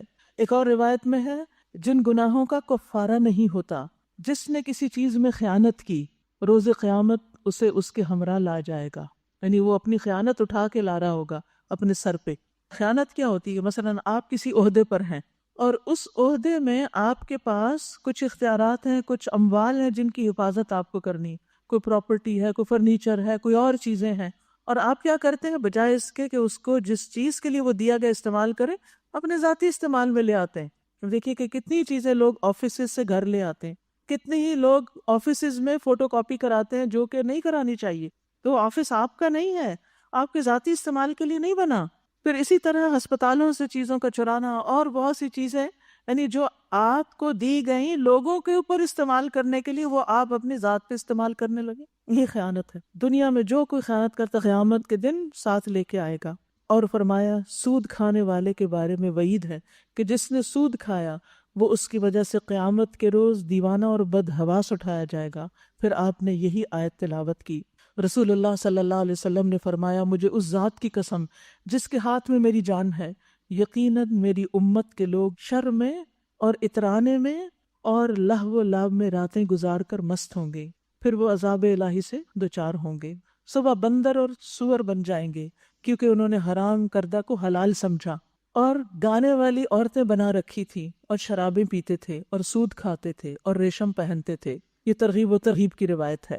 تو کچھ گناہ ایسے ہیں کہ جن کی سزائیں دنیا میں بھی آتی ہیں، پھر اسی طرح آخرت میں سزا کیا ہے سود کی؟ صحیح بخاری کی روایت ہے، سمرہ بن جندب کہتے ہیں نبی صلی اللہ علیہ وسلم نے فرمایا میں نے آج رات خواب میں 2 مرد دیکھے جو میرے پاس آئے اور مجھے وہ بیت المقدس کی طرف لے گئے، پھر ہم چلتے رہے یہاں تک کہ خون کی نہر پر آئے، خون کی نہر جس میں ایک آدمی کھڑا تھا اور نہر کے درمیان میں ایک آدمی تھا جس کے آگے پتھر رکھے ہوئے تھے۔ جب دوسرا آدمی نہر سے نکلنے کا ارادہ کرتا تو وہ جو باہر والا تھا اس کے منہ پہ پتھر مار کر واپس اس کو نہر میں کر دیتا، اور وہیں پر جہاں وہ پہلے تھا۔ اور اسی طرح جب بھی وہ نکلنا چاہتا کنارے پہ کھڑا شخص اس کے منہ پہ کھینچ کے پتھر مارتا، وہ وہیں چلا جاتا جہاں پر وہ خون کی نہر میں تھا۔ میں نے پوچھا یہ کیا معاملہ ہے؟ تو ایک شخص نے مجھ سے کہا جس کو آپ نے خونی نہر میں دیکھا ہے یہ سود خور ہے، یہ سود کھانے والا ہے۔ پھر اسی طرح ابن عباس سے مروی ہے کہ اللہ سود خار کا نہ صدقہ قبول کرتا ہے، نہ جہاد، نہ حج، نہ اس کی صلہ رحمی قبول کرتا ہے۔ یعنی ابن عباس یمحق اللہ الربا کی تفسیر کرتے ہیں، اور اس کے برعکس صدقات کو بڑھاتا ہے۔ یمحق اللہ الربا، اللہ سود کو مٹاتا ہے، ویربی الصدقات، اور صدقات کو نشو و نما دیتا ہے، اور اللہ کسی ناشکر بدعمل انسان کو پسند نہیں کرتا۔ ہاں جو لوگ ایمان لے آئیں اور نیک عمل کریں اور نماز قائم کریں اور زکوٰۃ ادا کریں، ان کا اجر بے شک ان کے رب کے پاس ہے، اور ان کے لیے کسی خوف اور رنج کا مقام نہیں۔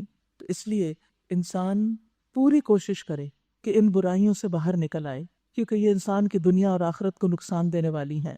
اس کے برعکس عمل صالح اجر عظیم کا باعث ہے۔ اے لوگو جو ایمان لائے ہو، اللہ سے ڈرو، جو کچھ تمہارا سود لوگوں پر باقی رہ گیا اسے چھوڑ دو، اگر واقعی تم ایمان لائے ہو۔ لیکن اگر تم نے ایسا نہ کیا تو آگاہ ہو جاؤ کہ اللہ اور اس کے رسول کی طرف سے تمہارے خلاف اعلان جنگ ہے۔ اب بھی توبہ کر لو، یعنی سود چھوڑ دو، تو تم اپنا اصل سرمایہ لینے کے حقدار ہو۔ نہ تم ظلم کرو، نہ تم پر ظلم کیا جائے۔ تمہارا قرض دار تنگ دست ہو تو ہاتھ کھلنے تک اسے مہلت دو، اور اگر تم صدقہ کر دو تو یہ تمہارے لیے زیادہ بہتر ہے اگر تم سمجھو۔ اس دن کی رسوائی اور مصیبت سے بچو جب کہ تم اللہ کی طرف واپس ہوگے، وہاں ہر شخص کو اس کی کمائی ہوئی نیکی کا پورا پورا بدلہ ملے گا، اور جو برائی اس نے کی ہوگی اس کا بھی بدلہ ملے گا۔ ما کسبت، اچھا برا جو بھی کیا، اور کسی پر ظلم نہ ہوگا۔ اے لوگو جو ایمان لائے ہو، جب کسی مقرر مدت کے لیے تم آپس میں قرض کا لین دین کرو تو اسے لکھ لیا کرو۔ فریقین کے درمیان انصاف کے ساتھ ایک شخص دستاویز تحریر کرے جسے اللہ نے لکھنے پڑھنے کی قابلیت بخشی ہو، اسے لکھنے سے انکار نہیں کرنا چاہیے۔ وہ لکھے اور املا وہ شخص کرائے جس پر حق آتا ہے، یعنی قرض لینے والا لکھوائے کہ کتنا لے رہا ہے، اور اسے اللہ اپنے رب سے ڈرنا چاہیے کہ جو معاملہ طے ہوا ہو اس میں کوئی کمی بیشی نہ ہو، یعنی کمی بیشی کرنے کا ارتکاب نہیں کرنا چاہیے۔ لیکن اگر قرض لینے والا خود نادان یا ضعیف ہو یا املا نہ کرا سکتا ہو تو اس کا ولی انصاف کے ساتھ املا کرائے، پھر اپنے مردوں میں سے 2 آدمیوں کی اس پر گواہی کرا لو۔ اگر 2 مرد نہ ہو تو 1 مرد اور 2 عورتیں ہوں، تاکہ ایک بھول جائے تو دوسری اسے یاد کرا دے۔ یہ گواہ ایسے لوگوں میں سے ہونے چاہیے جن کی گواہی تمہارے درمیان مقبول ہو۔ گواہوں کو جب گواہ بننے کے لیے کہا جائے تو انہیں انکار نہیں کرنا چاہیے۔ معاملہ خواہ چھوٹا ہو یا بڑا، میعاد کی تعین کے ساتھ اس کی دستاویز لکھوانے میں تساہل نہ کرو۔ اللہ کے نزدیک یہ طریقہ تمہارے لیے زیادہ مبنی بر انصاف ہے۔ اس سے شہادت قائم ہونے میں زیادہ سہولت ہوتی ہے اور تمہارے شکوک و شبہات میں مبتلا ہونے کا امکان کم رہ جاتا ہے۔ ہاں، جو تجارتی لین دین دست بدست تم لوگ آپس میں کرتے ہو اس کو نہ لکھا جائے تو کوئی حرج نہیں، مگر تجارتی معاملے طے کرتے وقت گواہ کر لیا کرو۔ کاتب اور گواہ کو ستایا نہ جائے، ایسا کرو گے تو گناہ کا ارتکاب کرو گے۔ اللہ کے غضب سے بچو، وہ تم کو صحیح طریقے عمل کی تعلیم دیتا ہے اور اسے ہر چیز کا علم ہے۔ واتقوا اللہ ویعلمکم اللہ واللہ بکل شیء علیم، اور اللہ سے ڈرو اور اللہ تمہیں سکھا دے گا۔ انسان کا علم اور حکمت اس کو کیسے ملتی ہے؟ تقوی کے ساتھ۔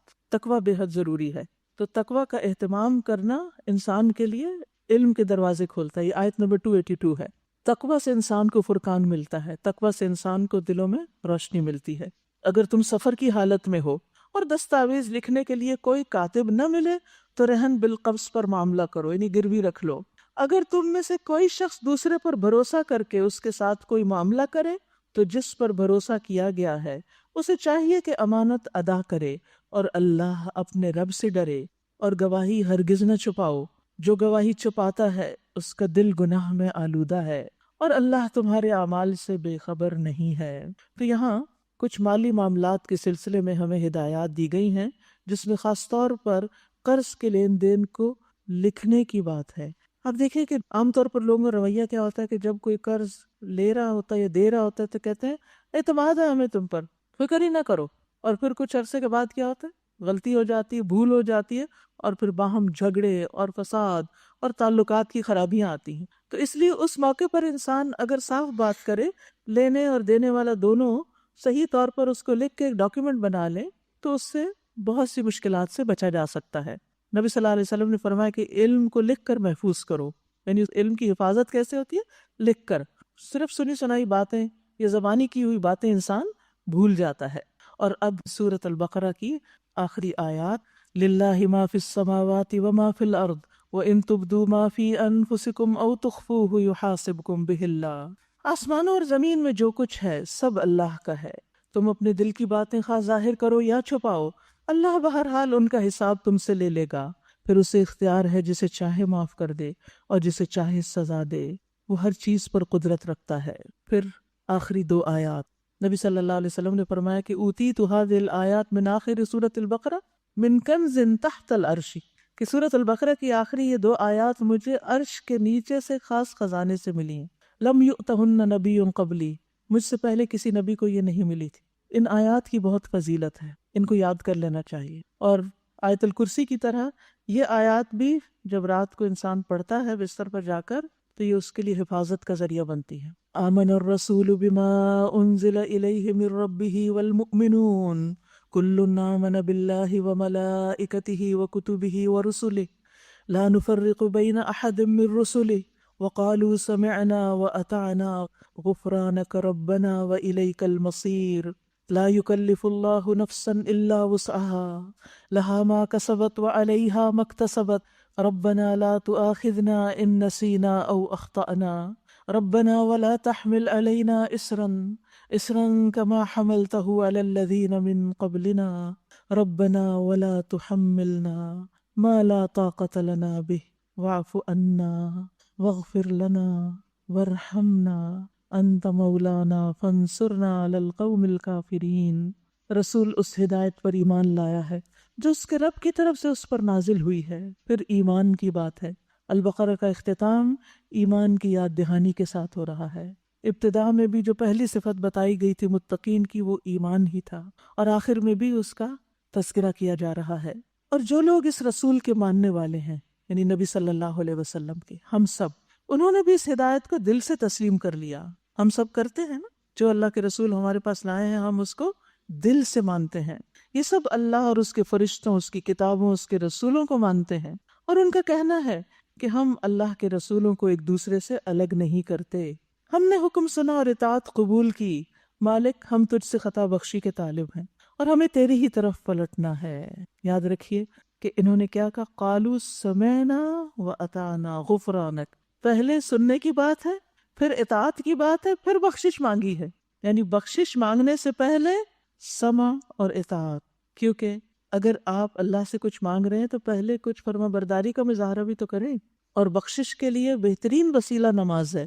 رسول اللہ صلی اللہ علیہ وسلم نے فرمایا، جو شخص میرے اس وضو کی طرح وضو کرے، پھر 2 رکعت نماز پڑھے جس میں اپنے نفس سے کوئی بات نہ کرے، تو اس کے پچھلے سارے گناہ معاف ہو جاتے ہیں۔ تو جب گناہ ستائیں اور دل پر بوجھ بن جائیں تو اٹھیں اور وضو کر کے نفل پڑھیں اور اللہ سے بخشش مانگیں۔ تو بخشش سے پہلے آپ نے کیا کیا؟ اطاعت کی۔ کیسے؟ نماز پڑھ کے، نماز پڑھ کے، اسی طرح کبھی صدقہ کر کے، کبھی قرآن پڑھ کے، کبھی کوئی اور نیکی کر کے، کسی کے ساتھ کوئی احسان اور بھلائی کر کے۔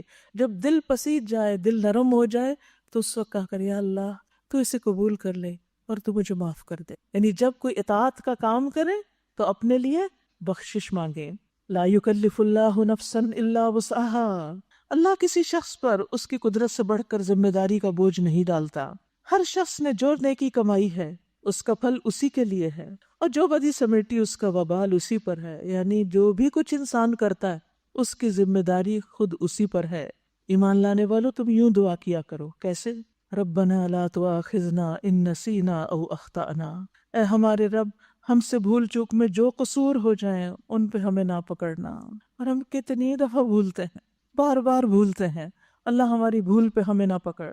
مالک ہم پہ وہ بوجھ نہ ڈال جو تو نے ہم سے پہلے لوگوں پہ ڈالے تھے، یعنی پہلے لوگوں کو جو آزمائشیں پیش آئیں، اللہ تو ہمیں ان آزمائشوں سے بچانا، کیونکہ دین کے راستے میں لوگوں نے بڑی بڑی تکلیفیں اٹھائیں۔ خود صحابہ کرام کو آپ دیکھیے، کیونکہ ہم ان کے مقابلے میں بہت کمزور ہیں، ہمارا تو ایمان بھی کمزور ہے اور ہمارے عمل بھی بہت تھوڑے ہیں، لہٰذا تو ہمیں ایمان کی سلامتی کے ساتھ دنیا سے لے جانا۔ اے ہمارے رب، جس بار کو اٹھانے کی طاقت ہم میں نہیں وہ ہم پہ نہ رکھ، ہمارے ساتھ نرمی فرما، ہم سے درگزر فرما، واعف عنا واغفر لنا، ہمیں بخش دے، ورحمنا، ہم پہ رحم فرما، انت مولانا، تو ہی تو ہمارا مولا ہے، تو ہی ہمارا ولی ہے، فانصرنا علی القوم الکافرین، کافروں کے مقابلے میں تو ہماری مدد فرما، آمین۔ یاد رکھیے اللہ سبحانہ وتعالیٰ کے جو احکامات ہیں وہ ہمارے لیے رحمت ہے۔ سورۃ البقرہ میں ہمیں جو بھی احکامات دیے گئے، یا ایھا الذین آمنوا کہہ کے، یا صحابہ کرام کے سوالات کے جواب میں یسألونک، انہوں نے سوال کیا اور پھر جواب میں جو احکامات ملے وہ سب ہمارے لیے باعث رحمت ہیں۔ انہیں خوشی سے قبول کیجیے اور ان پر عمل کیجیے۔ یہ قرآن اور اس کی ہدایات ہماری روح کی غذا ہے، یہ اللہ کی رحمت اور ہم پر احسان ہے۔ ہمارا دین فطرت کے عین مطابق ہے، ہمیں کسی ایسی چیز کا حکم نہیں دیا گیا جو ہمارے لیے کرنا ناممکن ہو۔ یہ دین آسان دین ہے۔ رسول اللہ صلی اللہ علیہ وسلم نے فرمایا کہ بے شک دین آسان ہے، اس کو بوجھ نہ سمجھیے، اس کے کرنے سے انسان کی زندگی میں آسانیاں آتی ہیں۔ بظاہر مشکل احکام جو بڑے مشکل لگتے ہیں ان کو انسان کر جائے تو اس کے لیے آسانی ہی آسانی ہو جاتی ہے۔ تو آئیے ایک دفعہ ان آیات کو پھر سنتے ہیں اور اپنے لیے دعا بھی کرتے ہیں، کیونکہ جو شخص ان آیات کے ساتھ دعا کرتا ہے وہ دعا بھی قبول ہوتی ہے، خواہ پوری آیات پڑھ کے یا کچھ حصہ۔ یا اللہ تو اس صورت کے احکامات پر ہمیں عمل کی توفیق عطا فرما اور ہم سے اس کوشش کو قبول فرما، اور ہمیں آئندہ بھی اس کو پڑھتے رہنے کی توفیق عطا فرما، کیونکہ سورۃ البقرہ کا پڑھنا باعث برکت ہے اور اس کو چھوڑنا باعث حسرت ہے۔ لہٰذا جو بھی طریقہ آپ کے لیے آسان ہو وہ اختیار کریں اور مستقل طور پر اس کا پڑھنا اپنی زندگی میں شامل کر لیں۔ سورۃ آل عمران۔ بسم اللہ الرحمن الرحیم۔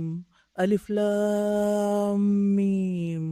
اللہ لا الہ الا هو الحی القیوم نزل علیک الکتاب بالحق مصدقا لما بین یدیہ وانزل التوراۃ والانجیل۔ سورۃ آل عمران بھی سورۃ البقرہ کی طرح بہت فضیلت کی حامل ہے۔ رسول اللہ صلی اللہ علیہ وسلم نے فرمایا، قرآن کو سیکھو، کیونکہ یہ قیامت کے دن اپنے پڑھنے والوں کی سفارش کرے گا۔ قرآن کو سیکھو کیونکہ یہ قیامت کے دن اپنے پڑھنے والوں کی سفارش کرے گا۔ دو روشن صورتیں یعنی البقرہ اور آل عمران کو سیکھو کیونکہ یہ دونوں صورتیں قیامت کے دن دو بادلوں کی شکل میں یا دو سائبانوں کی شکل یا پرندوں کی دو صف بستہ ٹولیوں کی شکل میں آئیں گی اور اپنے پڑھنے والوں کا دفاع کریں گی، ان کا دفاع کریں گی، ان کی طرف سے جھگڑیں گی۔ ان دونوں صورتوں کو دوست بنا لیں۔ سورۃ آل عمران بھی مدنی سورت ہے سورۃ البقرہ کی طرح۔ اللہ سبحانہ وتعالیٰ فرماتے ہیں الف لام میم، اللہ وہ ذات ہے جس کے سوا کوئی الہ نہیں، اللہ لا الہ الا ہو، الحی زندہ ہے، القیوم قائم رکھنے والا ہے، دنیا میں آسمان و زمین میں جو کچھ بھی ہے اسی کے دم سے قائم ہے، سب کو اسی نے تھام رکھا ہے۔ یہ ہر دم بھاگتی ہوئی زمین جس پہ ہم بیٹھے ہیں یہ ساکت و جامد نہیں ہے ایک جگہ پر ٹھہری ہوئی، یہ مسلسل گردش میں ہے۔ یہ سورج، یہ ستارے، یہ چاند، یہ گیلیکسیز، یہ سب کچھ جو ہمارے اوپر حرکت کر رہا ہے اور جس زمین پر ہمیں، یہ سب بھی ان کو اللہ ہی تھامے ہوئے ہے۔ آسمان میں اڑتے ہوئے پرندوں کو اور ان بادلوں کو بھی وہی تھامے ہوئے ہیں، ہر چیز کو اسی نے قائم رکھا ہوا ہے، وہی ان کا مدبر ہے، وہی ان کا خالق ہے، وہی مالک ہے، وہی یہ نظام ہستی چلا رہا ہے۔ اسی نے تم پر یہ کتاب نازل کی ہے، یہ کتاب، یہ قرآن اللہ کی طرف سے آیا ہے، یہ کتاب حق لے کر آئی ہے اور ان کتابوں کی تصدیق کر رہی ہے جو پہلے سے آئی ہوئی تھیں۔ اس سے پہلے وہ انسانوں کی ہدایت کے لیے تورات اور انجیل نازل کر چکا ہے، تورات بنی اسرائیل کے لیے اور انجیل نصارہ کے لیے۔ من قبل، اس سے پہلے وہ کس لیے تھی؟ ہدی للناس، لوگوں کی ہدایت کے لیے۔ وانزل الفرقان، اور فرقان بھی اسی نے اتارا۔ اب جو لوگ انکار کرتے ہیں، کفر کرتے ہیں اللہ کی آیات کا، ان کے لیے سخت عذاب ہے اور اللہ زبردست ہے، انتقام لینے والا ہے۔ ان اللہ لا يخفى علیہ شیء فی الارض ولا فی السماء، زمین و آسمان کی کوئی چیز اللہ سے چھپی ہوئی نہیں، پوشیدہ نہیں۔ وہی تو ہے جو تمہاری ماؤں کے پیٹ میں تمہاری صورتیں جیسی چاہتا ہے بناتا ہے۔ ہم سب کی شکل اللہ کی مرضی کے مطابق، اللہ کی پسند کے مطابق بنی، لہذا کسی کی شکل پر اعتراض نہیں کرنا چاہیے اور کسی کی شکل کی وجہ سے اس کو حقیر نہیں سمجھنا چاہیے۔ یہ تقسیم بھی اللہ کی ہے، اس نے جیسا چاہا بنایا۔ اس زبردست حکمت والے کے سوا اور کوئی الہ نہیں، وہی ہے جس نے یہ کتاب تم پر نازل کی۔ اس میں دو طرح کی آیات ہیں، ایک محکمات جو کتاب کی اصل بنیاد ہے، اور دوسرے متشابہات۔ جن لوگوں کے دلوں میں ٹیڑھ ہے وہ فتنے کی تلاش میں ہمیشہ متشابہات ہی کے پیچھے پڑے رہتے ہیں اور ان کو معنی پہنانے کی کوشش کیا کرتے ہیں، حالانکہ ان کا حقیقی مفہوم اللہ کے سوا کوئی نہیں جانتا۔ بخلاف اس کے جو لوگ علم میں پختہ کار ہیں وہ کہتے ہیں ہمارا ان پر ایمان ہے، یہ سب ہمارے رب ہی کی طرف سے ہیں، یعنی جو آیات ان کو سمجھ آتی ہیں اور جن کے سمجھنے میں ان کو مشکل ہوتی ہے ان سب پر ایمان رکھتے ہیں، شک نہیں کرتے، شبہ نہیں رکھتے اس پر، یہ سب ہمارے رب ہی کی طرف سے ہیں۔ اور سچ یہ ہے کہ کسی چیز سے سبق صرف عقل مند لوگ ہی حاصل کرتے ہیں۔ کون ہے عقل مند؟ کیا ہے ان کی دعا؟ وہ کہتے ہیں ربنا لا تزغ قلوبنا بعد اذ ہدیتنا وہب لنا من لدنک رحمہ انک انت الوہاب۔ یہ آپ کی آج کی دعا ہے، اس کو خاص طور پر پڑھیے۔ کیا مطلب ہے اس کا؟ کہ اے ہمارے رب، جب تو ہمیں سیدھے رستے پر لا چکا ہے، لگا چکا ہے، تو پھر ہمارے دلوں میں ٹیڑھ نہ پیدا کرنا، لا تزغ قلوبنا، ہمارے دل نہ ٹیڑھے کرنا، بعد اذ ہدیتنا، اس کے بعد کہ تو نے ہمیں ہدایت دے دی، اس رستے پہ ہمیں چلا دیا، ہمیں اپنے خزانہ فیض سے رحمت عطا کر کہ تو ہی فیاض حقیقی ہے، انک انت الوہاب، دینے والا تو ہی ہے اور خوب خوب دینے والا ہے، بخشنے والا ہے، عطا کرنے والا ہے۔ ہمیں ہدایت عطا کر اور اس پر استقامت عطا کر اور ہمارے دلوں کو ٹیڑھا ہونے سے بچا لینا، کیونکہ جو انسان بھی زندہ ہے اس کے لیے سخت خطرہ ہے کہ کسی بھی وقت شیطان کے کسی بہکاوے میں وہ آ سکتا ہے۔ کبھی بھی مطمئن نہ رہیے، اس دعا کو اپنی زندگی کا حصہ بنا لیجئے۔ حضرت ام سلمہ سے روایت ہے، ان سے پوچھا گیا کہ آپ صلی اللہ علیہ وسلم کثرت سے کون سی دعا پڑھتے تھے، زیادہ کیا پڑھتے تھے؟ تو انہوں نے کہا کہ یا مقلب القلوب ثبت قلبی علی دینک، اے دلوں کو الٹ پلٹ کرنے والے، میرے دل کو اپنے دین پہ جما دے۔ ہم سب کو بھی اس کی ضرورت ہے کہ اللہ اس دین پر راہ حق پر ہمارے دلوں کو قرار دے دے، ہمارے قدم جما دے کہ ہم اس راستے کو کبھی بھی نہ چھوڑیں۔ اب جب ہم آپ کی طرف آئے ہیں تو ہمارا اختتام بھی اسی پر ہو، ہم اس سے پھر کر کسی اور طرف نہ جائیں، کسی شیطان اور انسان کے بہکاوے میں نہ آئیں۔ اے ہمارے رب، تو یقیناً سب لوگوں کو ایک روز جمع کرنے والا ہے جس کے آنے میں کوئی شک ہی نہیں۔ تو ہرگز اپنے وعدے سے ٹلنے والا نہیں۔ جن لوگوں نے کفر کا رویہ اختیار کیا انہیں اللہ کے مقابلے میں نہ ان کا مال کچھ کام دے گا نہ اولاد، وہ دوزخ کا ایندھن بن کر رہیں گے۔ ان کا انجام ویسا ہی ہوگا جیسا فرعون کے ساتھیوں اور ان سے پہلے کے نافرمانوں کا ہو چکا کہ انہوں نے آیات الہی کو جھٹلایا۔ نتیجہ یہ ہوا کہ اللہ نے ان کے گناہوں پر انہیں پکڑ لیا، اور حق یہ ہے کہ اللہ سخت سزا دینے والا ہے۔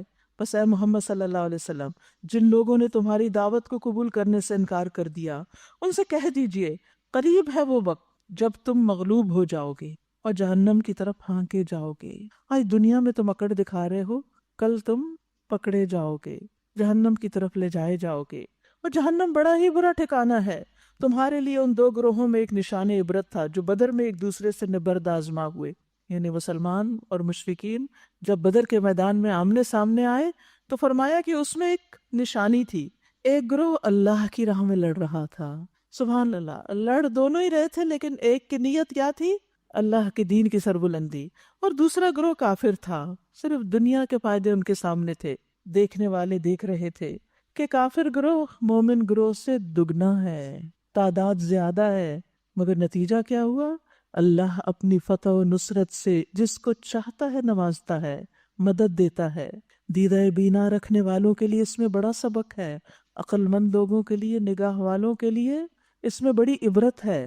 یاد رکھیے کبھی ایسا بھی ہوتا ہے کہ انسان کے پاس وسائل بہت کم ہوتے ہیں، ریسورسز بہت تھوڑے ہوتے ہیں، لیکن اس کے جذبے اور ارادے اور نیتیں بڑی بلند ہوتی ہیں، اور انسان اللہ کی طرف رجوع کرتا ہے تو اللہ تعالیٰ تھوڑے میں بھی بہت برکت ڈال دیتا ہے۔ ہمیں کثرت بڑی متاثر کرتی ہے، کثرت سے ہم بڑے خوش ہوتے ہیں، کسی بھی چیز کی کثرت ہو جو ہماری پسندیدہ ہو تو ہم بڑے مطمئن ہوتے ہیں، اور اگر تھوڑی ہو رہی تو ہم دل ہارنے لگتے ہیں، دل چھوٹا کر لیتے ہیں۔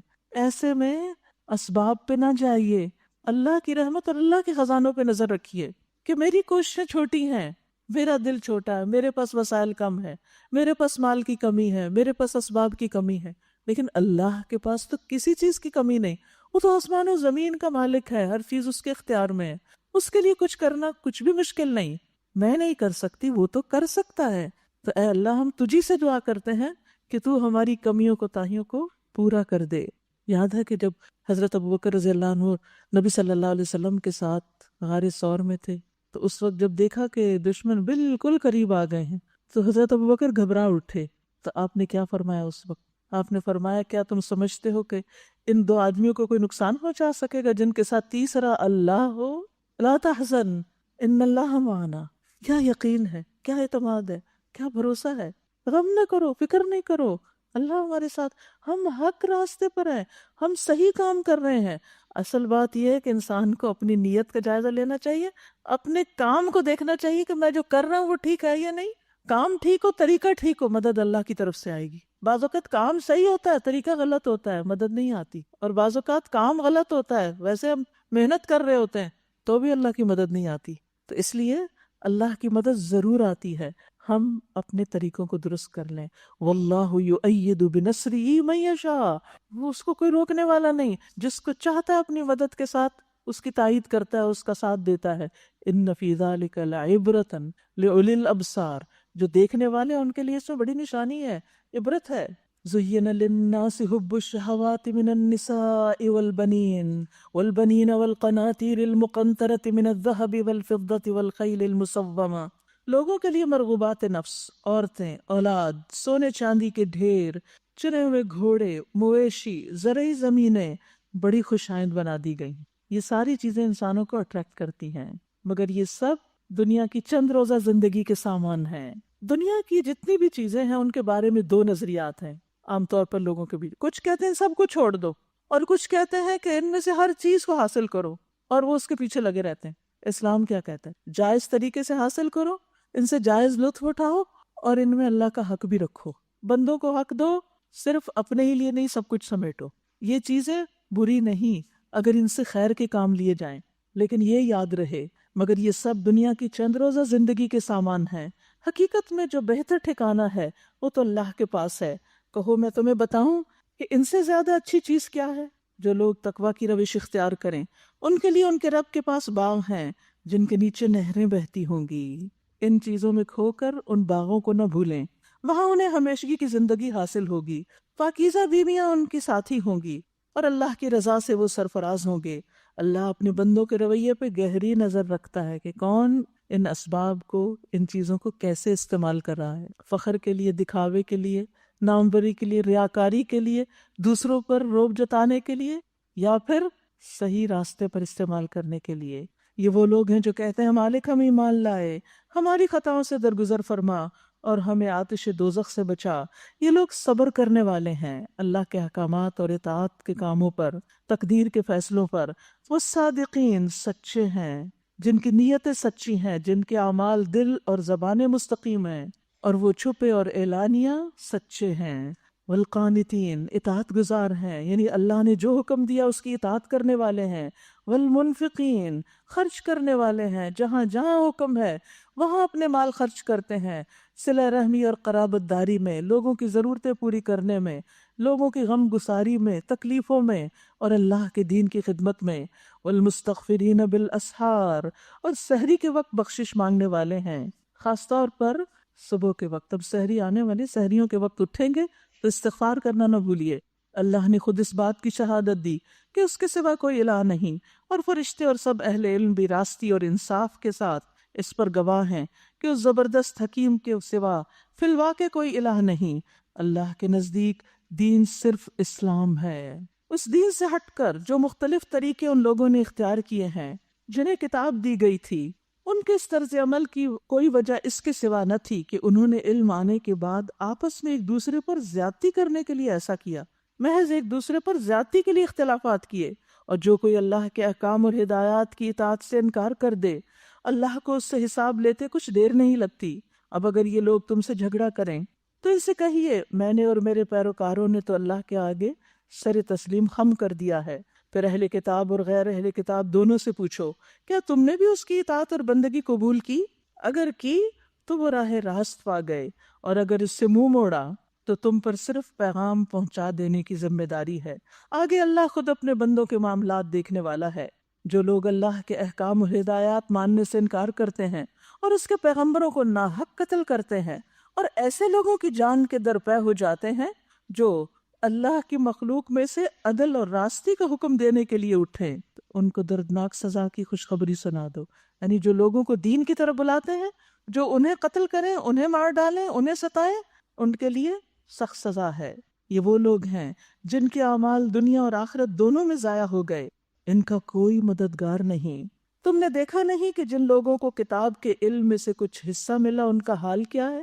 انہیں جب کتاب الہی کی طرف بلایا جاتا ہے تاکہ وہ ان کے درمیان فیصلہ کرے، تو ان میں سے ایک فریق اس سے پہلو تہی کرتا ہے اور اس فیصلے کی طرف آنے سے منہ پھیر جاتا ہے۔ ان کا یہ طرز عمل اس وجہ سے ہے کہ وہ کہتے ہیں آتش دوزخ تو ہمیں چھوئے گی بھی نہیں، اور دوزخ کی سزا اگر ہمیں ملے گی تو بس چند دن۔ ان کے خود ساختہ عقیدوں نے ان کو اپنے دین کے معاملے میں بڑی غلط فہمیوں میں رکھا ہے، دین کے معاملے میں انہیں بڑی غلط فہمیوں میں ڈال رکھا ہے۔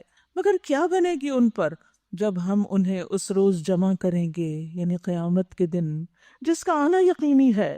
اس روز ہر شخص کو اس کی کمائی کا بدلہ پورا پورا دے دیا جائے گا اور کسی پر بھی ظلم نہ ہوگا۔ قل اللہم مالک الملک تؤتی الملک من تشاء وتنزع الملک ممن تشاء وتعز من تشاء وتذل من تشاء بیدک الخیر انک علی کل شیء قدیر۔ کہیے اے اللہ ملک کے مالک، تو جسے چاہے حکومت دے، جس سے چاہے چھین لے، جسے چاہے عزت بخشے، جسے چاہے ذلیل کر دے، بھلائی تیرے اختیار میں ہے۔ یعنی انسانوں کو جو کچھ بھی ملا ہے اور انسانوں کے جو مختلف درجات ہیں، بڑے یا چھوٹے، سب اللہ کے فیصلے ہیں۔ بے شک تو ہر چیز پر قادر ہے۔ رات کو دن میں پھروتا ہوا لے آتا ہے اور دن کو رات میں، بے جان میں سے جاندار کو نکالتا ہے، جاندار میں سے بے جان کو، اور جسے چاہتا ہے بے حساب رزق دیتا ہے۔ تو یہ تقسیم اللہ کی تقسیم ہے، جس کو چاہے فضیلت دے، جس کو چاہے اونچا کر دے، جس کو چاہے نیچا کر دے۔ اور زندگی میں حالات ایک جیسے نہیں ہوتے، کبھی دن ہوتا ہے، کبھی رات ہوتی ہے، کبھی زندگی ہوتی ہے، کسی کے آنے کی خبر ہوتی ہے اور کسی کے دنیا سے جانے کی خبر ہوتی ہے۔ یہ جو کچھ بھی ہو رہا ہے اس دنیا میں، یہ سب اللہ کے حکم سے ہو رہا ہے، ان سب کے پیچھے اسی کا ہاتھ ہے۔ مومن اہل ایمان کو چھوڑ کر کافروں کو اپنا رفیق اور دوست ہرگز نہ بنائے، جو ایسا کرے گا اس کا اللہ سے کوئی تعلق نہیں۔ ہاں یہ معاف ہے کہ تم ان کے ظلم سے بچنے کے لیے بظاہر ایسا طرز عمل اختیار کر جاؤ، مگر اللہ تمہیں اپنے آپ سے ڈراتا ہے۔ اللہ سے ڈرنے کی ضرورت ہے ہم سب کو، اور تمہیں اسی کی طرف پلٹ کے جانا ہے۔ اے نبی، لوگوں کو خبردار کر دیجئے کہ تمہارے دلوں میں جو کچھ ہے اسے خواہ تم چھپاؤ یا ظاہر کرو، اللہ بہرحال اس کو جانتا ہے۔ اللہ کے سوا کوئی نہیں جانتا کسی کے دل میں کیا ہے، وہ جانتا ہے۔ زمین و آسمان کی کوئی چیز اس کے علم سے باہر نہیں، اس کا اقتدار ہر چیز پہ حاوی ہے، وہ ہر چیز پہ قدرت رکھتا ہے۔ وہ دن آنے والا ہے جب ہر نفس اپنے کیے کا پھل حاضر پائے گا، خواہ اس نے بھلائی کی ہو یا برائی۔ وہ دن روز جزا ہے اور اس کا مالک یوم الدین ہے۔ اس روز آدمی یہ تمنا کرے گا کہ کاش ابھی یہ دن اس سے بہت دور ہوتا، کاش ابھی قیامت نہ آتی۔ اللہ تمہیں اپنے آپ سے ڈراتا ہے۔ یاد رکھیے، اللہ محبت بھی کرتا ہے لیکن اللہ ڈراتا بھی ہے۔ کس کو ڈراتا ہے؟ غلط کام کرنے والوں کو، تاکہ وہ اللہ سے ڈر کر اس کو چھوڑ دیں۔ وہ اپنے بندوں کا نہایت خیر خواہ ہے، یعنی ساتھ ہی فرمایا واللہ رؤوف بالعباد، ڈراتا بھی ہے اور شفقت بھی کرتا ہے۔ قل ان کنتم تحبون اللہ فاتبعونی یحببکم اللہ ویغفر لکم ذنوبکم۔ اے نبی، لوگوں سے کہہ دیجئے اگر تم حقیقت میں اللہ سے محبت رکھتے ہو تو میری پیروی اختیار کرو، محمد صلی اللہ علیہ وسلم کی سنت کی پیروی کرو۔ فائدہ کیا ہوگا؟ سنت کی پیروی کرو گے، نبی کا اتباع کرو گے تو اللہ تم سے محبت کرے گا۔ سبحان اللہ۔ ہم چاہتے ہیں نا اللہ ہم پر مہربان و شفیق ہو، تو طریقہ کیا ہے اس کی محبت حاصل کرنے کا؟ محمد الرسول اللہ صلی اللہ علیہ وسلم کی پیروی، آپ کی سنت کی پیروی، اور تمہاری خطاؤں سے درگزر کرے گا۔ وہ بڑا معاف کرنے والا اور رحیم ہے۔ ان سے کہو اللہ اور رسول کی اطاعت قبول کر لو، پھر اگر وہ تمہاری یہ دعوت قبول نہ کریں تو یقیناً یہ ممکن نہیں کہ اللہ ایسے لوگوں سے محبت کرے جو اس کی اور اس کے رسول کی اطاعت سے انکار کرتے ہوں۔ ان اللہ اصطفیٰ آدم، بے شک اللہ نے آدم علیہ السلام کو چن لیا، وَنُوحًا وَآلَ إِبْرَاهِيمَ وَآلَ عِمْرَانَ عَلَى الْعَالَمِينَ، اور نوح علیہ السلام کو اور آل ابراہیم اور آل عمران کو سارے جہان والوں پر۔ یہ سب ایک سلسلے کے لوگ تھے جو ایک دوسرے کی نسل سے پیدا ہوئے۔ اللہ سب کچھ سنتا اور جانتا ہے۔ وہ اس وقت سن رہا تھا جب عمران کی بیوی کہہ رہی تھی کہ میرے پروردگار، میرے اس بچے کو جو میرے پیٹ میں ہے میں تیری نظر کرتی ہوں، وہ تیرے ہی کام کے لیے وقف ہوگا۔ ایک عورت کو سب سے زیادہ محبوب کیا چیز ہوتی ہے؟ اولاد۔ اور اللہ سبحانہ و تعالیٰ کے لیے انسان کیا دینا چاہتا ہے؟ محبوب ترین چیز۔ کیوں؟ کیونکہ وہ اللہ سے محبت کرتا ہے۔ ہر ایک دعویٰ کرتا ہے نا میں اللہ سے محبت کرتا ہوں، تو محبت کی تصدیق کیسے ہوگی؟ اللہ کو محبوب چیز دے کر۔ لیکن ہم تو اپنی اولاد کو کس کے لیے وقف کیے ہوئے ہیں، کس میں لگائے ہوئے ہیں، کس کے لیے دوڑا رہے ہیں، ان کی کس چیز کی فکر کر رہے ہیں؟ صرف دنیا کی۔ لیکن یہ ایک خاتون جس کو اللہ نے قرآن میں بطور مثال ہمارے سامنے رکھا کہ اس نے اپنے پیٹ کے بچے کو کہا کہ یہ دین کے کام کے لیے وقف ہوگا، اور کہتی ہے فتقبل منی، اللہ مجھ سے قبول کر لے۔ تو سننے والا جاننے والا ہے۔ پھر جب وہ بچی اس کے ہاں پیدا ہوئی تو اس نے کہا مالک میرے ہاں تو لڑکی پیدا ہو گئی، حالانکہ جو کچھ اس نے جنا تھا اللہ کو اس کی خبر تھی، اور لڑکا لڑکی کی طرح نہیں ہوتا، یعنی یہاں جو کام لڑکی کرے گی وہ لڑکا نہیں کر سکتا۔ خیر، میں نے اس کا نام مریم رکھ دیا ہے، اور میں اسے اور اس کی آئندہ نسل کو شیطان مردود کے فتنے سے تیری پناہ میں دیتی ہوں۔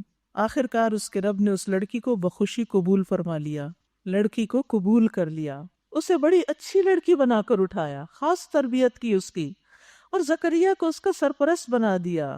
زکریہ جب کبھی اس کے پاس محراب میں جاتے تو اس کے پاس کچھ نہ کچھ کھانے پینے کا سامان پاتے۔ پوچھتے مریم یہ تیرے پاس کہاں سے آیا ہے؟ اب آپ دیکھیے اللہ کی راہ میں جس اولاد کو وقف کیا، اللہ اس کے رزق کا کیسا کیسا بندوبست کرتا ہے، اس کو وہ کھلا رہا ہے جو عام لوگوں کو بھی نصیب نہیں۔ وہ جواب دیتی اللہ کے پاس سے آیا ہے، اللہ جسے چاہتا ہے بے حساب دیتا ہے۔ یہ حال دیکھ کر زکریا نے اپنے رب کو پکارا، پروردگار اے میرے رب، اپنی قدرت سے مجھے نیک اولاد عطا کر۔ تو ہی دعا سننے والا ہے۔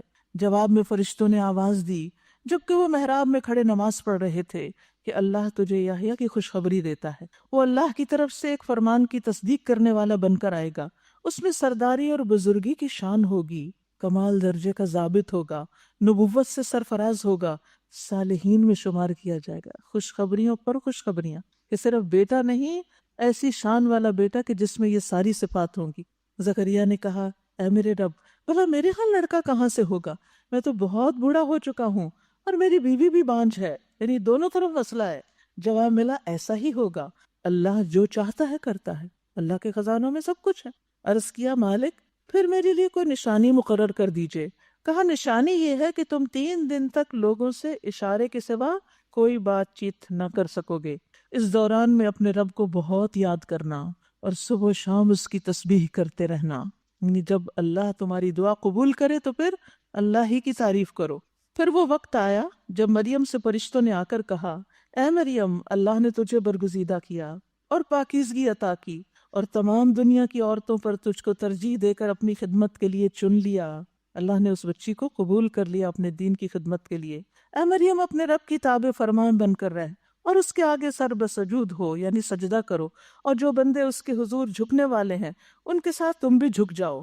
اے محمد صلی اللہ علیہ وسلم، یہ غیب کی خبریں ہیں جو ہم آپ کو وحی کے ذریعے بتا رہے ہیں، ورنہ آپ اس وقت وہاں موجود نہ تھے جب ہیکل کے خادم یہ فیصلہ کرنے کے لیے کہ مریم کا سرپرست کون ہو اپنے اپنے قلم پھینک رہے تھے، یعنی قرعہ اندازی کر رہے تھے۔ اصل میں جب پہلے ان کی والدہ نے جا کر کہا کہ اس بچی کو میں وقف کر رہی ہوں تو اسے اپنے گھر میں نہیں یہاں ہیکل میں رکھنا ہے، یعنی اس خاص عبادت خانے میں، تو اس کے جو منتظمین تھے یعنی اس عبادت خانے کے، انہوں نے انکار کر دیا۔ پھر جب انہوں نے اپنی کچھ خوابوں کا ذکر کیا تو اس پر پھر وہ سب یہ چاہنے لگے کہ یہ سعادت ہمارے حصے میں آئے، تو اس لیے وہ قرعہ اندازی کر رہے تھے، اور آپ اس وقت بھی حاضر نہ تھے جب ان کے درمیان جھگڑا ہو رہا تھا۔ اس سے بھی پتہ چلتا ہے کہ نبی صلی اللہ علیہ وسلم ہر جگہ حاضر نہیں ہوتے۔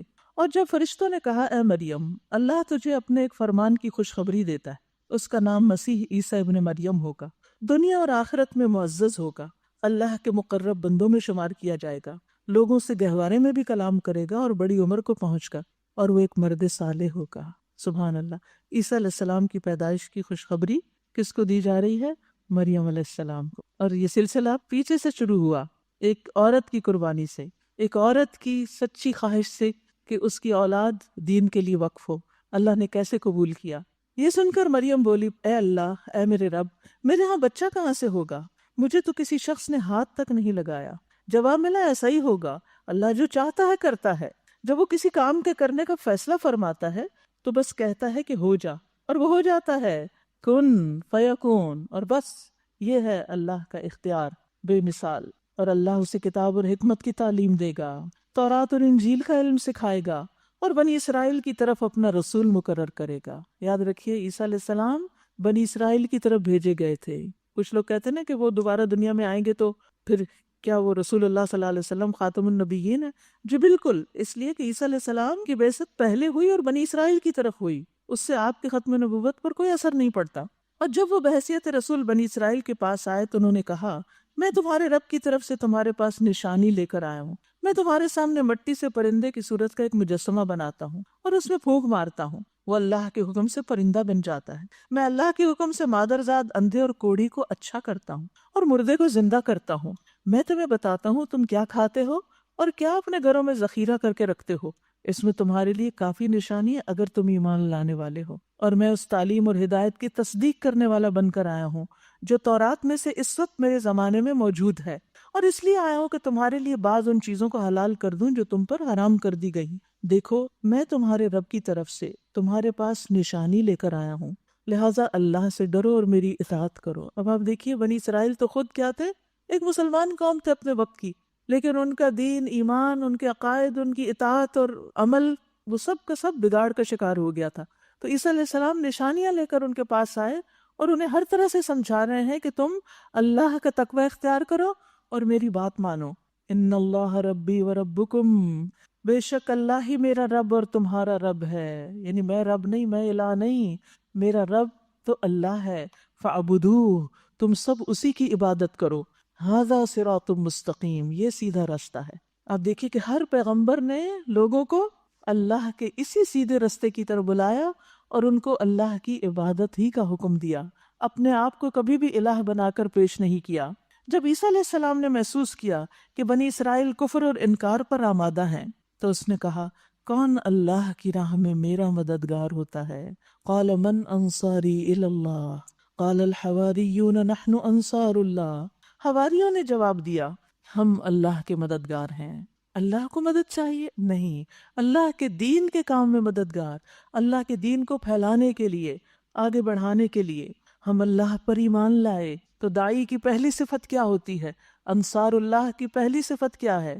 آمنا باللہ، اللہ پر ایمان اور یقین، واشہد بأننا مسلمون، اور آپ گواہ رہیے کہ ہم مسلمان ہیں، اللہ کے فرما بردار ہیں۔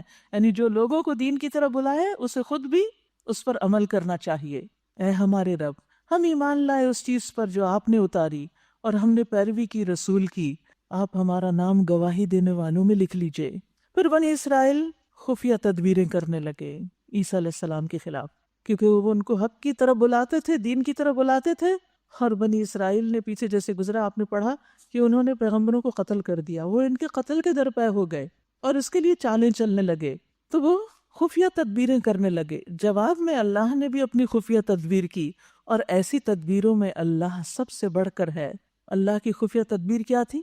جب اس نے کہا، اے عیسیٰ، اب میں تجھے واپس لے لوں گا اور تجھے اپنی طرف اٹھا لوں گا، اور جنہوں نے تیرا انکار کیا ان سے، یعنی ان کے بیچ میں تجھے رہنے سے اور اس ماحول سے تمہیں نکال لوں گا، اس سے تجھے پاک کر دوں گا، اور تیری پیروی کرنے والوں کو قیامت تک ان لوگوں پر بلند رکھوں گا، بالادست رکھوں گا جنہوں نے تیرا انکار کیا۔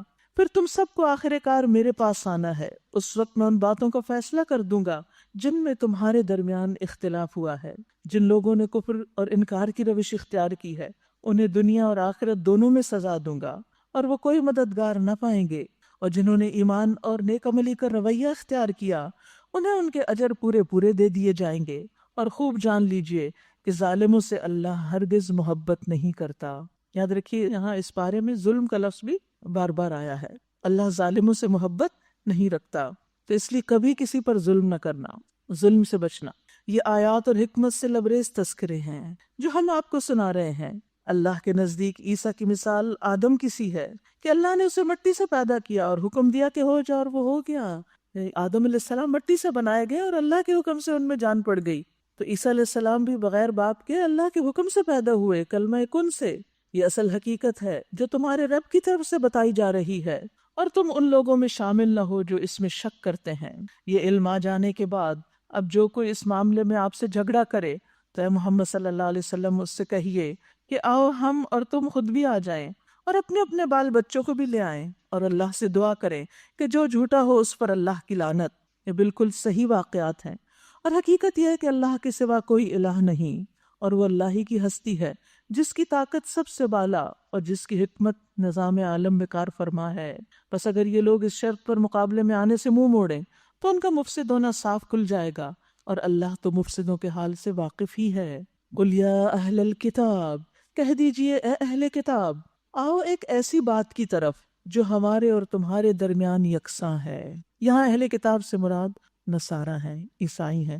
ان آیات کے پس منظر میں یہ بات یاد رہے کہ نبی صلی اللہ علیہ وسلم کے پاس 9 ہجری میں نجران سے، جو کہ عیسائیوں کا علاقہ ہے، وہاں سے ایک وفد آیا تھا۔ آپ نے ان کے سامنے عیسیٰ علیہ السلام کے بارے میں جو صحیح تعلیمات ہیں وہ رکھی، اور ان کے تمام شکوک و شبہات اور ان کے غلط عقائد کو ان پر واضح کیا، لیکن وہ ماننے کو تیار نہ ہوئے۔ تو اس پر انہیں کہا گیا کہ ٹھیک ہے، اگر تم نہیں مانتے تو آؤ پھر مباہلہ کریں۔ اور اللہ تعالیٰ ایسے لوگوں کو پھر ہدایت بھی نہیں دیتا، کیونکہ اللہ کس کو ہدایت دیتا ہے؟ جو ہدایت چاہتے ہیں۔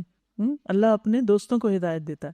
تو یہاں پر اہل کتاب یعنی ان نصارہ سے کہا جا رہا ہے، ان کو اسلام کی دعوت دی جا رہی۔ یاد رکھیے سورۃ البقرہ میں کس سے خطاب تھا؟ یہود سے، اور یہاں پر نصارہ سے۔ آؤ ایک کلمے کی طرف، ایک بات کی طرف جو ہمارے اور تمہارے درمیان ایک ہی ہے۔ وہ کیا ہے؟ اللہ نعبد الا اللہ، کہ ہم اللہ کے سوا کسی کی بندگی نہ کریں اور اس کے ساتھ کسی کو شریک نہ ٹھہرائیں، اور ہم میں سے کوئی اللہ کے سوا کسی کو اپنا رب نہ بنائے۔ اس دعوت کو قبول کرنے سے اگر وہ منہ موڑیں تو صاف کہہ دو کہ گواہ رہو ہم تو مسلم ہیں، بِأَنَّا مُسْلِمُونَ۔ اے اہل کتاب، تم ابراہیم کے بارے میں ہم سے کیوں جھگڑا کرتے ہو؟ حالانکہ تورات اور انجیل تو ابراہیم کے بعد ہی نازل ہوئی ہیں. پھر کیا تم اتنی بات نہیں سمجھتے؟ جھگڑا کیا تھا؟ یہود کہتے تھے کہ وہ یہودی تھے، عیسائی کہتے تھے کہ وہ عیسائی تھے. حالانکہ ابراہیم علیہ السلام تو ان فرقوں کے وجود میں آنے سے پہلے دنیا میں آئے تھے. تم لوگ جن چیزوں کا علم رکھتے ہو ان میں تو خوب بحثیں کر چکے، اب ان معاملات میں کیوں بحث کرنے چلے ہو جس کا تمہارے پاس کچھ بھی علم نہیں؟ اللہ جانتا ہے، تم نہیں جانتے. ما کان ابراہیم یہودیا ولا نصرانیا ولکن کان حنیفا مسلما. ابراہیم نہ یہودی تھے نہ عیسائی، بلکہ وہ تو ایک یکسو مسلمان تھے. کسی فرقے سے ان کا کوئی تعلق نہیں تھا. وہ اپنے آپ کو کیا کہتے تھے؟ مسلم. اور وہ ہرگز مشرکوں میں سے نہ تھے. ابراہیم سے نسبت رکھنے کا سب سے زیادہ حق اگر کسی کو پہنچتا ہے تو ان لوگوں کو پہنچتا ہے جنہوں نے اس کی پیروی کی، اور اب یہ نبی اور اس کے ماننے والے اس نسبت کے زیادہ حقدار ہیں. اللہ صرف انہی کا حامی و مددگار ہے جو ایمان رکھتے ہوں. واللہ ولی المؤمنین. پھر ایمان کی بات ہے. اے ایمان لانے والو، اہل کتاب میں سے ایک گروہ چاہتا ہے کہ کسی طرح تمہیں راہ راست سے ہٹا دے، حالانکہ در حقیقت وہ اپنے سوا کسی کو گمراہی میں نہیں ڈال رہے، مگر انہیں اس کا شعور نہیں. اے اہل کتاب، کیوں اللہ کی آیات کا انکار کرتے ہو حالانکہ تم خود ان کا مشاہدہ کرتے ہو؟ اے اہل کتاب، کیوں حق کو باطل کا رنگ چڑھا کر مشتبہ بناتے ہو؟ کیوں جانتے بوجھتے حق کو چھپاتے ہو؟ اہل کتاب میں سے ایک گروہ کہتا ہے کہ اس نبی کے ماننے والوں پر جو کچھ نازل ہوا ہے اس پر صبح ایمان لاؤ، شام کو اس سے انکار کر دو. شاید اس طریقے سے یہ لوگ اپنے ایمان سے پھر جائیں کہ شام کو کہو ہم نے دیکھ لیا یہ دین کچھ نہیں ہے اس میں، تو دوسرے لوگ بھی پھر اس دین کو برا بلا کہیں گے اور اس کو چھوڑ دیں گے. نیز یہ لوگ آپس میں کہتے ہیں کہ اپنے مذہب والے کے سوا کسی کی بات نہ مانو. اے نبی ان سے کہہ دیجئے کہ اصل میں ہدایت تو اللہ کی ہدایت ہے، اور یہ اسی کی دین ہے کہ کسی کو وہی کچھ دے دیا جائے جو کبھی تمہیں دیا گیا، یا یہ کہ دوسروں کو تمہارے رب کے حضور پیش کرنے کے لیے تمہارے خلاف قوی حجت مل جائے. اے نبی ان سے کہہ دیجئے کہ فضل اور شرف اللہ کے اختیار میں ہے، جسے چاہے عطا فرمائے. وہ وسیع النظر ہے اور سب کچھ جانتا ہے، اپنی رحمت کے لیے جس کو چاہتا ہے مخصوص کرتا ہے، اور اس کا فضل بہت بڑا ہے. تو ہمیں کیا مانگنا چاہیے؟ اللہ کا فضل.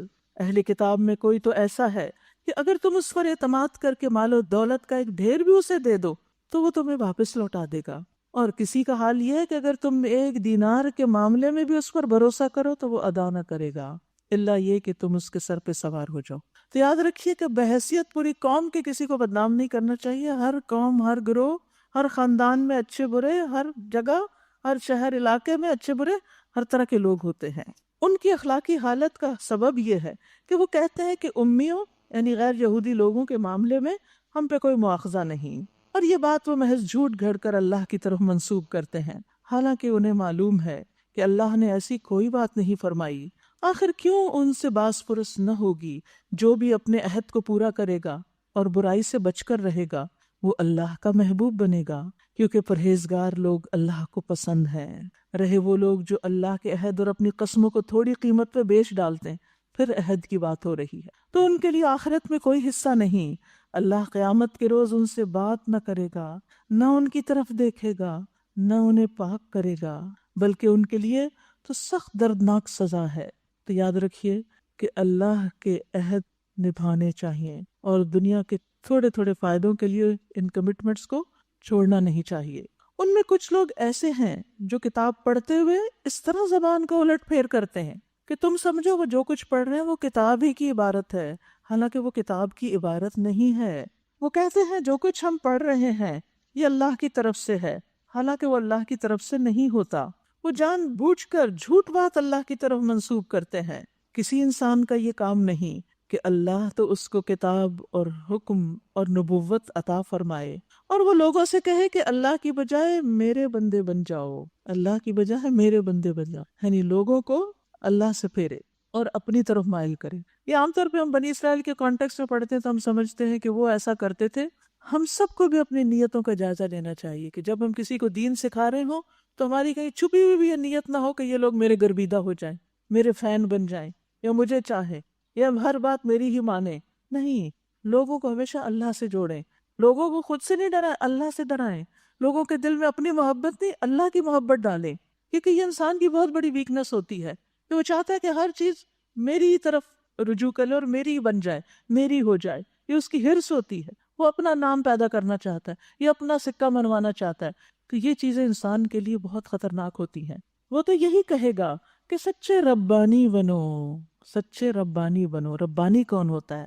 وہ عالم جو اپنے علم پر عمل کرتا ہو، عالم حقیقی، باعمل عالم. اور عالم کی ذمہ داری کیا ہوتی ہے؟ وہ لوگوں کی اصلاح کا کام کرتا ہے. ربانی کیوں بنا؟ جیسا کہ اس کتاب کی تعلیم کا تقاضا ہے. تو ہم سب کو بھی کیا بننا ہے؟ ربانی، کیونکہ ہم کتاب پڑھتے پڑھاتے ہیں. وہ تم سے ہرگز یہ نہ کہے گا کہ فرشتوں کو یا پیغمبروں کو اپنا رب بناؤ. کیا یہ ممکن ہے کہ ایک نبی تمہیں کفر کا حکم دے جبکہ تم مسلم؟ کیونکہ بنی اسرائیل نے اور یہود و نصارہ نے کچھ چیزیں خود گھڑ کے اپنے پیغمبروں کی طرف منسوب کر دی تھی، حالانکہ وہ پیغمبروں کی تعلیم نہ تھی. یاد کرو، اللہ نے پیغمبروں سے عہد لیا، آج ہم نے تمہیں کتاب اور حکمت اور دانش سے نوازا. کل اگر کوئی دوسرا رسول تمہارے پاس اسی تعلیم کی تصدیق کرتا ہوا آئے جو پہلے سے تمہارے پاس موجود ہے تو تمہیں اس پر ایمان لانا ہوگا اور اس کی مدد کرنی ہوگی. یہ ارشاد فرما کر اللہ نے پوچھا، کیا تم اس کا اقرار کرتے ہو اور اس پر میری طرف سے عہد کی بھاری ذمہ داری اٹھاتے ہو؟ پھر عہد کی بات ہے. انہوں نے کہا ہم اقرار کرتے ہیں. اللہ نے فرمایا اچھا تو گواہ رہو اور میں بھی تمہارے ساتھ گواہ ہوں. اس کے بعد جو اپنے عہد سے پھر جائے وہی فاسق ہے. افغیر دین اللہ یبغون، اب کیا یہ لوگ اللہ کی اطاعت کا طریقہ، یہ دین چھوڑ کر کوئی اور طریقہ چاہتے ہیں؟ حالانکہ آسمان و زمین کی ساری چیزیں چاروں ناچار اللہ ہی کی تابع فرمان ہیں، مسلم ہیں. مسلم کون ہوتا ہے؟ اطاعت گزار، فرما بردار. سورج کس کے حکم سے چل رہا ہے؟ چاند کس کے حکم سے روشنی دیتا ہے؟ آسمان کس کے حکم سے تھمے ہوئے ہیں کہ گر نہیں پڑتے؟ بادلوں پہ کس کا حکم ہے؟ اس زمین پہ یہ جو چیزیں ہم کھاتے ہیں وہ کس کے حکم سے اگتی ہیں؟ ان میں مٹھاس کون پیدا کرتا ہے؟ ان کو ہمارے فائدے کا کون بناتا ہے؟ سب کچھ اللہ کرتا ہے. جب سب کچھ اللہ کرتا ہے اور یہ ساری چیزیں اللہ کا حکم مانتی ہیں تو پھر مجھے اور آپ کو جن کے لیے یہ سب کچھ بنایا گیا ہے اور جو یہ سب کچھ استعمال کر رہے ہیں انہیں کیا کرنا چاہیے؟ انہیں بھی اللہ کی بات ماننی چاہیے. اگر ہر چیز اللہ کے اذن سے ہو رہی ہے اور اللہ کا حکم مانتی ہے، اللہ کے حکم کی پابند ہے، تو پھر اللہ ہی تو بڑا ہے اور اسی کی طرف ہمیں رجوع کرنا چاہیے. اے نبی کہو کہ ہم اللہ کو مانتے ہیں، اس تعلیم کو مانتے ہیں جو ہم پر نازل کی گئی، ان تعلیمات کو بھی مانتے ہیں جو ابراہیم علیہ السلام، اسماعیل علیہ السلام، اسحاق علیہ السلام، یعقوب علیہ السلام اور اولاد یعقوب پر نازل ہوئی تھی، اور ان ہدایات پر بھی ایمان رکھتے ہیں جو موسیٰ اور عیسیٰ علیہ السلام اور دوسرے پیغمبروں کو ان کے رب کی طرف سے دی گئی تھیں. کیا دیا گیا تھا؟ ہر پیغمبر کو کیا تعلیم دی گئی؟ لوگوں اللہ کی عبادت کرو. اور اس تعلیم کو پڑھنے پڑھانے سے انسان کیا بنے؟ ربانی، رب والا بن جائے. پڑھانے والا بھی رب کی طرف رجوع کرے اور پڑھنے والے بھی رب کی طرف جائیں. ہر پیغمبر نے لوگوں کو رب سے جوڑا. ہم ان کے درمیان فرق نہیں کرتے اور ہم اللہ کے تابع فرمان یعنی مسلم ہیں. اس فرما برداری یعنی اسلام کے سوا جو شخص کوئی اور طریقہ اختیار کرنا چاہے گا اس کا وہ طریقہ ہرگز قبول نہ کیا جائے گا اور آخرت میں وہ ناکام و نامراد ہو. وَمَن يَبْتَغِ غَيْرَ الْإِسْلَامِ دِينًا فَلَن يُقْبَلَ مِنْهُ وَهُوَ فِي الْآخِرَةِ مِنَ الْخَاسِرِينَ. ایک دوسری جگہ پر آتا ہے إِنَّ الدِّينَ عِنْدَ اللَّهِ الْإِسْلَامِ، دین اللہ کے نزدیک اسلام ہی ہے، وہی قبول ہوگا. لہٰذا نبی صلی اللہ علیہ وسلم کے آنے کے بعد دنیا میں جتنے بھی لوگ ہیں ان سب کے لیے یہی تعلیم ہے. یعنی آپ صلی اللہ علیہ وسلم کی جو رسالت ہے وہ رہتی دنیا تک کے لیے ہے. باقی پیغمبر اپنی اپنی قوم کے لیے آئے تھے. آپ کی تعلیم صرف اس دور کے لیے نہیں تھی، آپ کی رسالت صرف اس دور کے لیے نہیں، آپ کی رسالت آج کے لیے بھی ہے اور وہ کل کے لیے بھی ہے. قیامت تک کے لیے آپ سب کے لیے آخری رسول ہیں. لہٰذا سب کے اوپر کیا ذمہ داری بنتی ہے کہ جو صاف ستھرا دین آپ نے پیش کیا اس کو قبول کریں، اپنی زندگی کا حصہ بنائیں، اس کے مطابق چلیں. کل قیامت کے دن اسی کے مطابق جائزہ لیا جائے گا کہ کیا کر کے آئے ہو. اب دیکھیے جیسے ایک امتحان ہوتا ہے نا، ایک امتحانی پرچہ ہوتا ہے، تو اس میں جواب کس کے مطابق چیک کیے جاتے ہیں؟ جو پہلے تعلیم دی گئی ہوتی ہے نا، جو آپ کو پڑھایا گیا ہوتا ہے اس کے مطابق، جو آپ کا ٹیکسٹ یا نصاب یا سلیبس ہوتا ہے. اسی طرح قیامت کے دن ہمارے اعمال اچھے ہیں کہ نہیں، ان کو کس طرح پرکھا جائے گا کہ یہ قرآن و سنت کے مطابق ہیں یا نہیں. ایک شخص بڑے سے بڑا کارنامہ کر لے لیکن وہ اس تعلیم کے خلاف جا رہا ہو تو اس کا کچھ اجر اس کو نہیں ملے گا اس کی محنت کا. لہٰذا کسی بھی کام کے کرتے ہوئے ہمارا طریقہ درست ہونا چاہیے. وہی دین ہے دراصل. کیسے ہو سکتا ہے اللہ ان لوگوں کو ہدایت بخشے جنہوں نے نعمت ایمان پا لینے کے بعد پھر کفر اختیار کیا، حالانکہ وہ خود اس بات پر گواہی دے چکے ہیں کہ یہ رسول حق پر ہے اور ان کے پاس روشن نشانیاں بھی آ چکی۔ اللہ ظالموں کو ہدایت نہیں دیا کرتا۔ ان کے ظلم کا صحیح بدلہ یہی ہے کہ ان پر اللہ اور فرشتوں اور تمام انسانوں کی لعنت، اسی حالت میں وہ ہمیشہ رہیں گے، نہ ان کی سزا میں تخفیف ہوگی نہ انہیں مہلت دی جائے گی۔ البتہ وہ لوگ بچ جائیں گے جو اس کے بعد توبہ کر کے اپنے طرز عمل کی اصلاح کر لیں۔ اللہ بخشنے والا مہربان ہے، رحیم ہے۔ مگر جن لوگوں نے ایمان لانے کے بعد کفر اختیار کیا پھر اپنے کفر میں بڑھتے چلے گئے، ان کی تو توبہ بھی قبول نہ ہوگی۔ ایسے لوگ تو پکے گمراہ ہیں۔ یقین رکھو جنہوں نے کفر اختیار کیا اور کفر ہی کی حالت میں جان دی، ان میں سے کوئی اگر اپنے آپ کو سزا سے بچانے کے لیے ساری زمین بھر کر بھی سونا فدیے میں دے تو اسے قبول نہ کیا جائے گا۔ ایسے لوگوں کے لیے دردناک سزا تیار ہے۔ اولئک لہم عذاب علیم وما لہم من ناصرین، اور وہ اپنا کوئی مددگار نہ پائیں گے۔ حضرت انس کہتے ہیں نبی صلی اللہ علیہ وسلم سے روایت کرتے ہوئے کہ آپ نے فرمایا اللہ تعالیٰ قیامت کے دن دوزخ کا سب سے ہلکا عذاب پانے والے سے پوچھے گا، اگر تجھے روئے زمین کی ساری چیزیں مل جائیں، یعنی اس زمین پہ جو کچھ ہے ساری دولت تجھے مل جائے تو کیا تم فدیے میں دو گے؟ وہ کہے گا ہاں بالکل دوں گا۔ اللہ تعالیٰ فرمائے گا میں نے تجھ سے اس سے زیادہ آسان چیز کا مطالبہ کیا تھا جب تو آدم کی پیٹھ میں تھا، یعنی تو ابھی پیدا نہیں ہوا تھا، کہ میرے ساتھ کسی کو شریک نہ کرنا، لیکن تو میرے شرک پر مصر رہا، دنیا میں تو نے اللہ کی نافرمانی کی۔ اللہ تعالیٰ ہم سب کو اس سے محفوظ رکھے اور دنیا میں ہی ہم توبہ کر کے اللہ کے حضور واپس جائیں۔ وآخر دعوانا ان الحمد للہ رب العالمین۔ سبحانک اللہم و بحمدک اشہد ان لا الہ الا انت